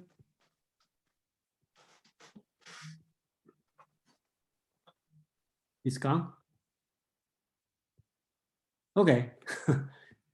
if Claudia come back, welcome to jump in. I think we talk about this one. We have a few minutes left, so we can finish, try to finish as much as possible. I think we talk about this one, right? So Confucius said the wise man, okay, enjoying the water. This one is very famous. Okay, the Ren people take joy in mountains, and wise men are active. The Ren people are tranquil. The wise men enjoy, the Ren people endure.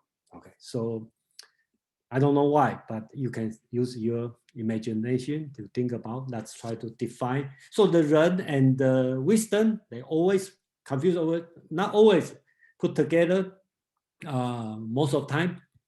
So that's the way we can contemplate. So we are going to talk about the introduce one of the students, so-called 子贡. Okay, is that 端木士, right? Okay, I think we talked about a few months ago. Just give an overview. Okay, 子贡 is smart, eloquent, judgmental. Okay, and very successful. He's one of his richest students. Okay, doing well in business, and he's good in the literature. So he's very familiar with the Book of Oath. And so since he is eloquent, so he talk too much. Okay, so Confucius usually want him to be more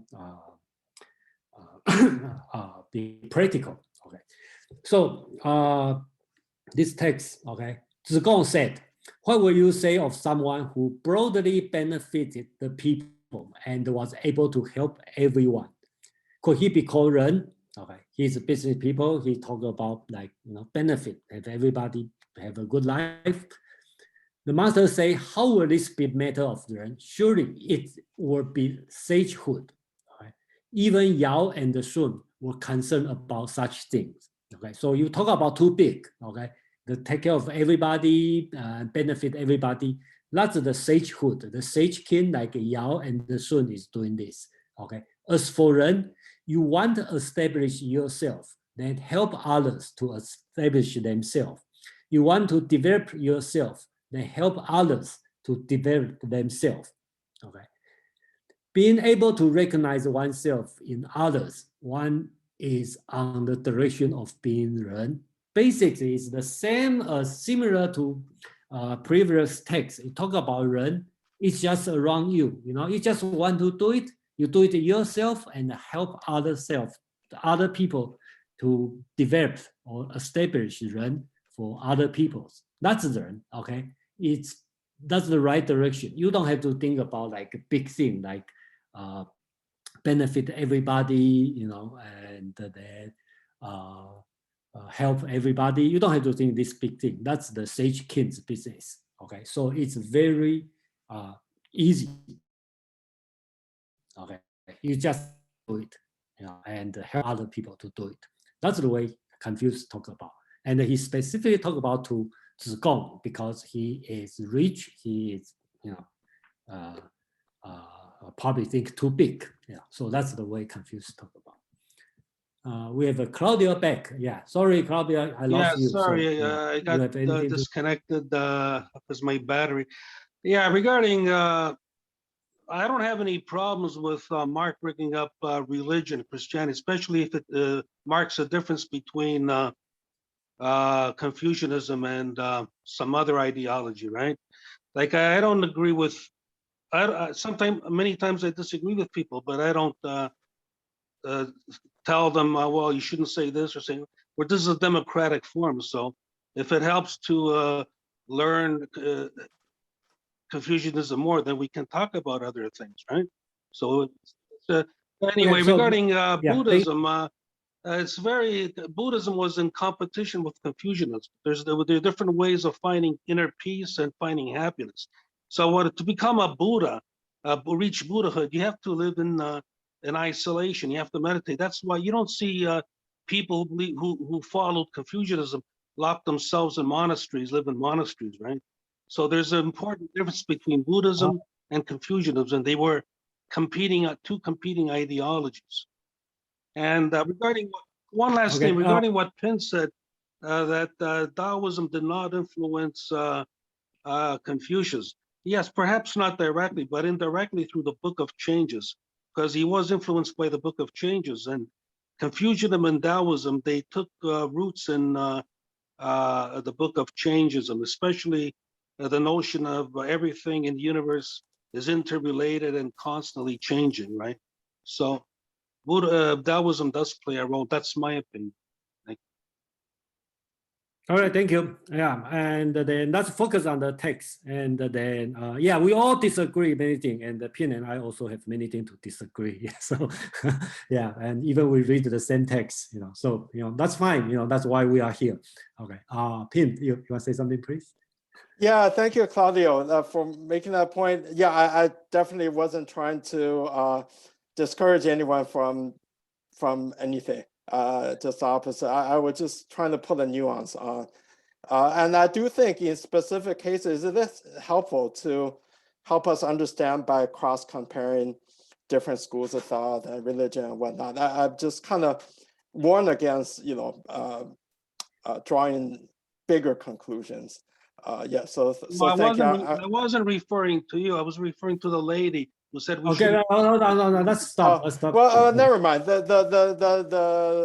person doesn't matter. The meaning is the same. Yeah, go ahead, Claudio. Let's focus on today's text. Okay, yeah, that's good to comparison other religion, other school. That's fine, but just one sentence. That's like. And one quick thing, I wasn't saying that Taoism. Actually, Taoism did not influence Confucianism. Actually, the opposite. I was trying to say that Confucianism and Taoism came from the same heritage. That's my personal view. It's not something that's consensus or anything. But okay, thank you. That's all. Okay, so let's move on. Okay, this one should be simple, right? I think we continue on the Ren is simple. Okay, is Ren far away? If one want to be Ren, then Ren is here. Okay, so this one is Confucius said, I don't know who he spoke to, but basically he said, Ren is not difficult to do it, but just whether or not you want to do it or not. Okay, so let's introduce another student, Fan Ci. Fan Ci being not so smart. Okay, so being a little, and he has a poor upbringing. So he's just opposite than Zhigong. Zhigong is rich and think big. And Fan Ci, he famously asked about a lot of questions, stupid questions, because he never, so many times he did not get it. So Confucius usually will ask him to be Ren smartly, okay? Because sometimes he's like too detail oriented. He probably even tried to teach, being an officer, he even tried to teach the people how to grow grains, how to do the work. So Confucius tells say, don't do that, So that's, we cover this part. Fan Ci asked about Ren, okay? The master said, loving people. He asked about the wisdom. The master said, knowing people. A very simple answer. When Fan Ci did not understand, the master said, promote the righteous people, put on above the crook, and you are able to make the crook righteous. Okay, so he tell Fan Ci that's very easy. Okay, because Fan Ci is not so smart and then detail oriented. He did too much, and he asked about Ren. Confucius just say, what's Ren? Okay, loving people. What's wisdom? Just knowing people. So he told him, being an officer, what you have to do is just put the good people on top of bad people, so the bad people become good people. So that's the simple answer Confucius as teaching. Okay, so I hope this one will further define what is Ren, but you probably disagree, but that's the way Confucius teach it. Madeline, please. Yes, thank you, Jason. If you could just stay on that slide for one moment. If you could say perhaps what the other meanings of the word righteous are in the original characters, some other possible English translations? Okay, so in the Chinese translation here, okay, Confucius uses its 直, okay, means the straight. Okay, like a wood is a straight. Okay, and the wang, okay, is crook, the bandit. So by the face, but the face value of the word. Okay, so straight. So the word Chinese Confucius theory is teaching Fanci is put the straight, okay, on top of the crook, okay, or bandit, okay, and the crook will become straight. That's this simple. Okay, great. Oh, sorry. Later, as a further example, I didn't include it here. Basically, he further tell, because Fanci is not so smart, so Confucius have to tell him more example, like, okay, in the ancient king, Yao and the Sun, he put this guy as a minister, so everybody become good people, so something like this. He needs this example, but that's exactly what. Okay, what you said about the wood grain, didn't we have a discussion at some point in this group about a pattern? It was like patterns embedded in wood grain, patterns in water, patterns in stone, and how they were related. Is it that type of kind of straight grain growth that's a concept in Chinese that's being referred to here? No, I think it's talking about the straight meaning like a ruler. I don't mean a person ruler, like a straight piece of wood that's straight like a ruler, and you put it next to the one that's crooked, then you will, first of all, it'll become apparent the crooked one is crooked, and also then you have a reference to an example for the crooked to become straight. Yeah, that's the a metaphor. Yeah. Alina and Jyoti. Okay, Alina, please. Hey, I'm here, and I'm just going to bring my cell phone away. What is it?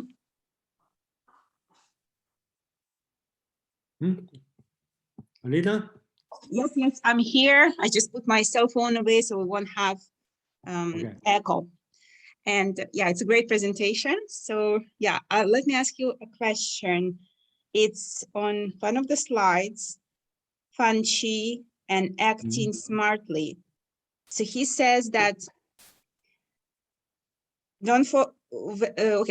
first is clear. Don't ask too many questions.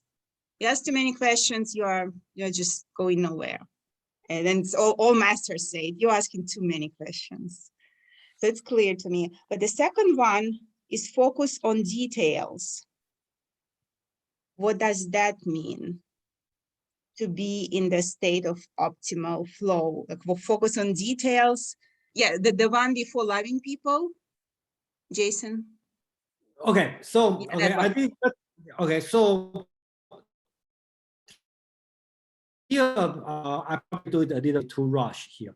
Okay, I just try to contrast the Zigong, okay, one smart, rich student, and Fan Ci is another not so smart and the poor upbringing people. Zigong is a person who always think big, all right, and then Confucius say no. That's the Yao and the Sun, the ancient sage king's business.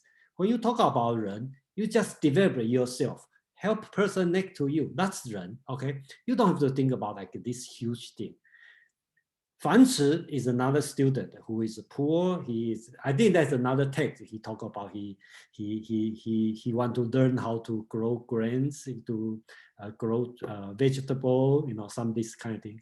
Confucius tell him, no, you don't have to do this. It's simple.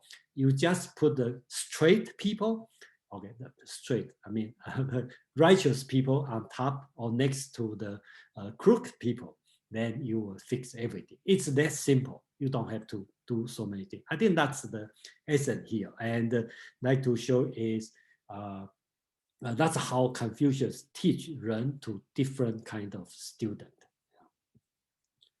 Jyoti, please. I just want to say that this was one of the most beautiful metaphors that I have seen, because, raise the upright, put them over the crooked, and you should be able to cause the crooked to become upright. I mean, that just raises your level of behavior to such a beautiful extent. Like you're not criticizing anyone, but you're showing up as your best self, so they can see what maybe a different kind of approach to a particular situation is. So I absolutely loved that. But I'm a little bit confused about the first part. So the master said it is loving people. He asked about wisdom. The master said it is knowing people. So humaneness is about loving and wisdom is about knowing. So is humaneness Ren? And what is wisdom? Well, that's we don't know. That's why we try to define. But okay, so reading Confucius Analects is very different than you read the Plato's dialogue, right? If you read Plato's dialogue, he will tell you, okay, this guy meet this guy, and he tell me yesterday we have a drinking party, and who tell you what? Then talk about all the conversation. Okay, so you know the background. Okay, who said what? What's going on? Confucius just burst out something. Okay, so you don't know what's going on, what's the background. So that's I figure out is Fan Ci is a student, and all his students are government officer. Okay, they have the job, political job. So Fan Ci is not so smart. He probably doing too much detailed things. So he asked his teacher, Confucius, what's Ren, since you talk about Ren all the time. Confucius know his student is not so smart, doing a lot of detailed work, unnecessary, just tell you, Ren, love people, okay? What's the wisdom? Knowing people, okay? Put the good people, okay, on top of the bad people. Everything is done. You don't have to do so much. But he will not use the same answer to Zigong, which is more, not detail related. Look at the big picture. He wanted more detail. That's the way Confucius teaching. And then we don't know the background. We have to infer the background. So just quickly, Jason, I just wanted to introduce some humor here. So when I was little and in Indian school in Kuwait, we were learning according to the Indian style. I would ask a lot of questions. So the teacher said to me, how will you ever learn anything? You ask so many questions. That's true, though. That's why I said when I learned this one in Taiwan, okay, if the teacher allowed students to ask, then we are not going to learn anything. But so completely opposite of Western, learning. So that's right. But that's the way we do it, and that's why I think Pin mentioned once, like your father or your teacher will say, don't ask so much. Memorize. When you grow up, you will understand.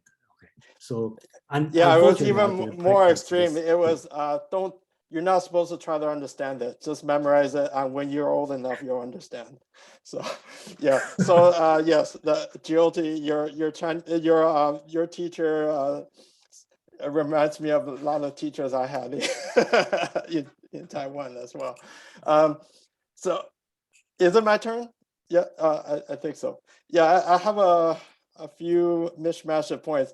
So GOT, yeah, another metaphor for Confucius you might enjoy that's similar is the leader is like the wind, and the people under are like grass. Whichever way the wind blows, the grass will bend that way. So if you have a crooked leader, you tend to make the populace crooked. If you have a hateful leader, same. But if you have a benevolent one, people will become influenced. So kind of like the bully pulpit concept in the West. And couple of nuanced clarification. In the one with Zigong, Confucius said was even Yao and Shun, those great sage kings, could not achieve what you said. Right, Bing is a sickness. Basically, they were worried sick that they could not achieve fully achieve that, this, benefiting all mankind. So you start with yourself, and you start with something more practical. And another thing, since we talked a lot about the socioeconomic class of the students, I want to add that Confucius identified himself as from a humble beginning.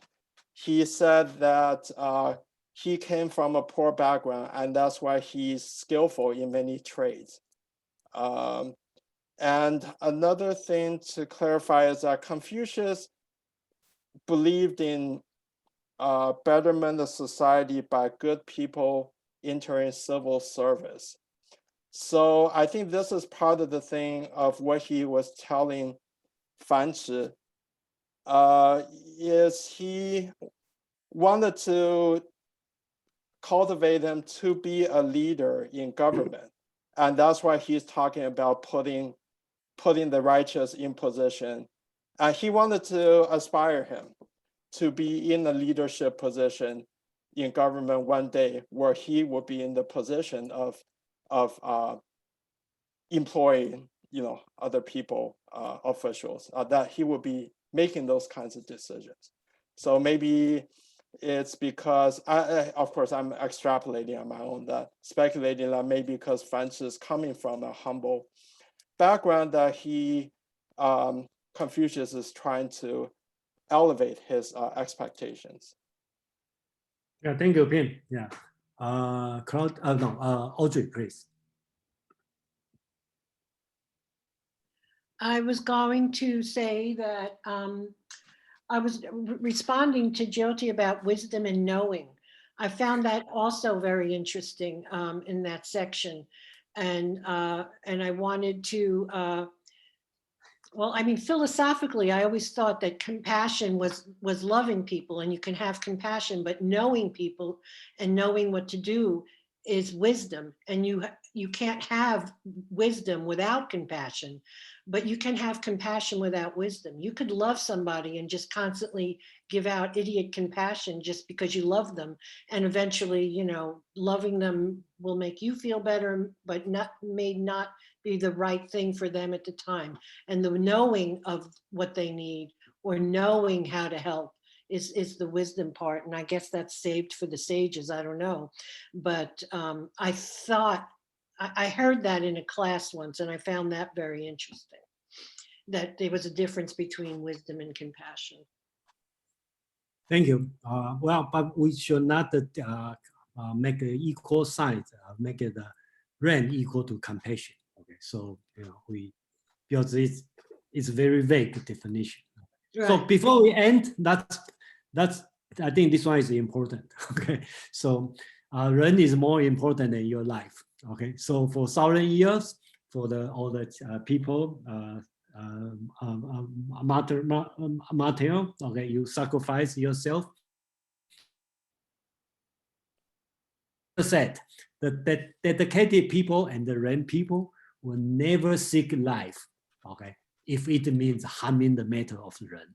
They will rather sacrifice their life so as to achieve the matter of Ren. So that's how important, how easy you can do Ren, but it's how important, okay, in Confucius' mind. So that's to the end of today's session. Okay, we probably don't. We only have one left, but but that's fine. I think we achieve a lot with so many questions. So, any last comment and anything you want to say? It's a little bit difficult, and and this remind me, probably I should practice the Chinese way. When I was kid, the teacher said no questions, just memorize. So I will probably next time I will say, before you ask questions, recite a text, then you ask a question. So that probably Jason, the easy way. I put this in the text, but I wanted to thank you so much. All the work that you put definitely created a very vibrant discussion. Thank you for all the subtle translation. Yeah, first it's sorry if we had some translation. It's due to my English and also due to the difficult of the ancient texts. Okay, so it's difficult. Okay, but Please I try do my not best. apologize. You did such a great And the job. second thing is, Thank you. yeah, second thing is here I'm not presenting, I'm not teaching. Basics I want people to know, and after this you will decide whether or not you want to read it or you don't want to read it, and you like it or you don't like it. Okay, that's all fine, but I just want to present the fact, what the Chinese or the Confucius said it, and I don't mind at all. You say, oh, that's a terrible teacher, that's a stupid idea. That's fine, because I also have the same comment on a lot of things. So, you know, that's perfect fine, but I just want to know what's the fact. Yeah. Jason, I have one have, question. Oh, I'm sorry. There are others. So let's go from Mark, Madeline, and Alina. Okay, Mark, please. Yeah, thanks, Jason. Yeah, I also want to say that, like, I go to a lot of Zoom meetup groups, and I really appreciate your facilitation. I think you maintain a very nice balance between the material and allowing people to kind of discuss the material and say their own opinions. And it doesn't, for me, personally, for my taste, everyone may, you know, others may feel differently.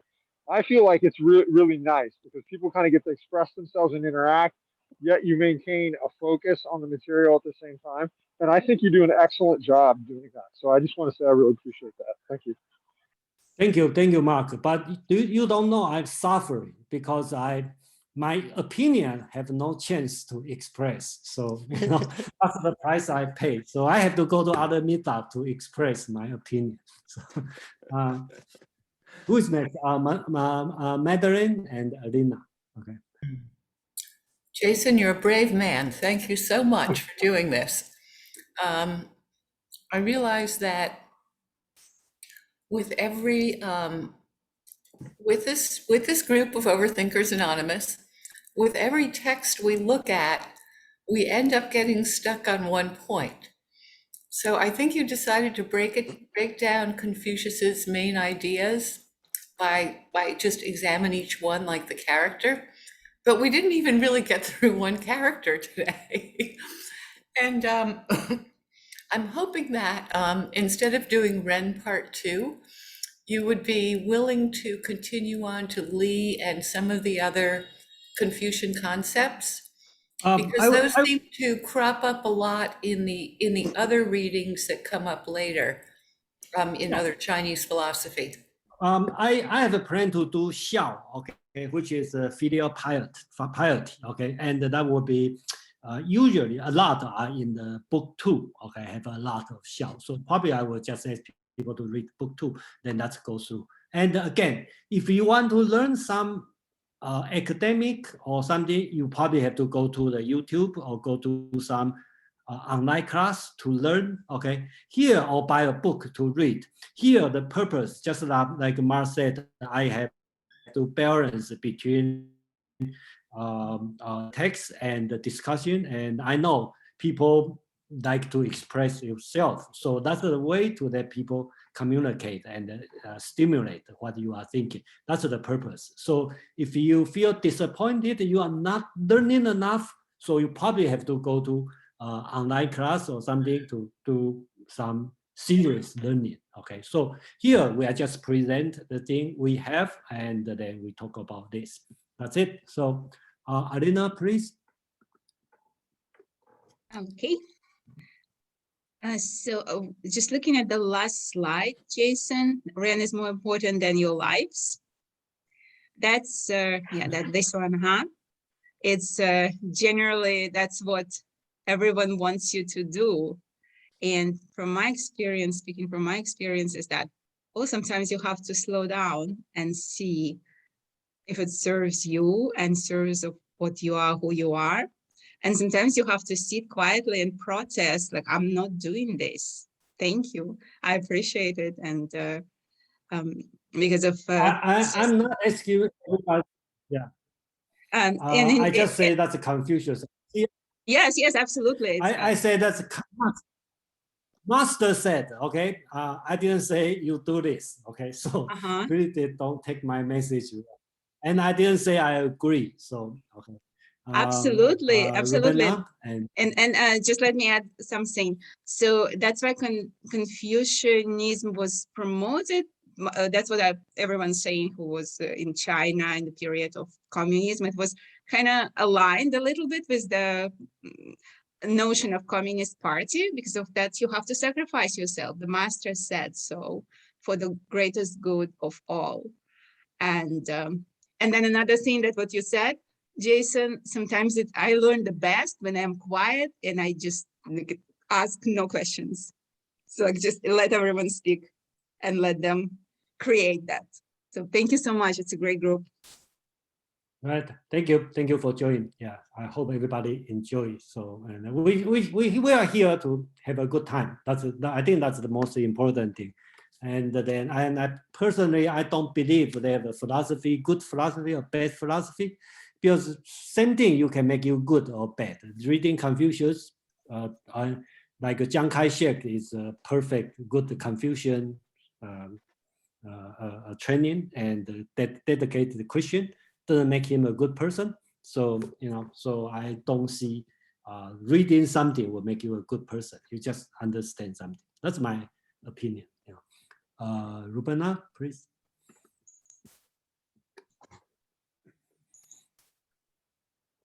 Hi, Jason, I have two questions. One, when you mentioned the other student, I forgot the name, and was asking question considered stupid, or is it still considered stupid in the Chinese culture? Number one. Number two. Well, that's a big question, but that's what's it? Fan Ci is not so smart. And the Pin also mentioned the Zheng Zi, that's another dumb student, a very young student. I think he's much younger. His father, and he also in same as a disciple of Confucius. So, and the Zheng Zi is probably the youngest and the dumbest student. So wait, I want to clarify. No? It's not that asking questions is seen as stupid. What It's about that asking questions is not seen as, in those old days, as the best way to learn. There's a big difference. And also things have changed totally in Taiwan, and I'm sure in mainland China as well. That you mean people ask questions now? Yeah, and teachers want to encourage that. And not memorize. I remember when I was in school, I didn't get a math or algebra, and my teacher said, memorize the whole thing. If it comes, just write it down. You don't need to understand. Yeah, tell me that everybody have a different experience, and Right. then I still think even today in Asia, people ask less question than America. So Well, I don't know. Like you look at the Singapore math, which is becoming popular in the U.S. It's all about really breaking down math, thinking about the very fundamental structures of math and everything. So I wouldn't make that generalization. The second question I have is, are we going to also learn about later philosophers? Like, are we going to spend more time in ancient China? Okay, that I've been thinking this one for a long time. I want to introduce the new one, but I turn to the point. If you give, okay, that's my personal view. I hope everybody have an idea or heard something, send a note to me. That's important because I figure out, Chinese. That's a personal opinion. Chinese philosophy, Chinese put a very high thing as a harmony. Harmonic is very important. So the philosophy, unlike Western, people disagree each other, so get like a different branch. They have a continental, they have a British empiricism, and the later we come with existentialism. Then Bertrand Russell comes with the analysis of, Chinese doesn't go this way. Basically, it's like from big to small. We have 100 schools, and then get the this and the this and this. Okay, so the situation is like this. If you need to go later part, you probably need to understand the previous part. So that's the situation and the dilemma and I'm facing. So before this meetup, I'm reading something called the red chamber dream. Okay, that's a literature, but there's a lot of rich philosophy here. And I'm trying to, that's in the 18th century China. And then, but that's mixed with literature. Okay, so it's a difficult part, but I hope Pin can help me or anybody can give me an idea. I definitely want to move on to the later part, but you know, they have some difficulty. Unlike Western philosophy, they have a branch and then it's easy to jump around. You know. Pin, you want to say something? You disagree? Well, I wonder, I have an idea that's been kind of brewing in my mind a little bit. I wonder if the group think it's a good idea or not. I want to bounce it off. That as far as later, like Tang Dynasty, Song Dynasty, there's a lot of famous essays and poems that, you know, many of us had to memorize, and that have a lot of philosophy in there. So they're, you know, they're beautiful reading, easy reading, not too long. I wonder if the group might be interested in the future, you know, once in a while we can recommend one essay. I think we can, or a poem and really dig deep into that piece. You can prepare some, that'd be great, you know, on the poem or something. Yeah, maybe something like 赤壁赋, you know, Su. Okay, how about you do one? I think that is a good one because Chinese is philosophy never been a profession. So there's no job as a philosopher. So usually they are government officer, writer, politician, historian. So they all mix it together. So, you know, that's why I try to introduce a novel which has rich philosophy inside. And like Pin talk about the 赤壁赋, that's a poem, a writing. They also have a lot of Taoism thinking, okay, aesthetic, okay, idea over there, historical background, very rich. But you know, that's the, and a lot of, since Tang Dynasty, a lot of Buddhism thinking inside. So that's the difficult part, and then I try to do. You know. So we have, and another thing we try to expand, you know, not just focus on Chinese, and so people with different background. Okay, so you're welcome to give me suggestion, provide material, or we want to jump on to talk about like Indian culture, Japan, Vietnam, you know, they all have Persian maybe. Persian, I also talk about Rupana, and we try to figure out the Middle East, the Middle Asia. Okay, so we need the people to talk about or deal with. No, we don't need the expert to deal this one, but we just have to somebody know the culture, and then you can lead the reading, because we all can read, and we read, we discuss, and we find out the problem. We may not get the answer from this group, but you know what kind of problem, what kind of question you have, then you can find the answer. So that, I think that's the purpose. So when you walk out from this one, you probably have more than you joined before. I think that's the purpose. Jyoti and Madeline, please.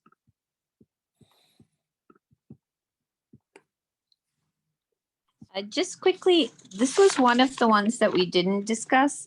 It was 6.28, and I found that very, very profound, in which he says, you want to develop yourself and then help others to develop themselves. Being able to recognize oneself in others, one is on the way of being humane.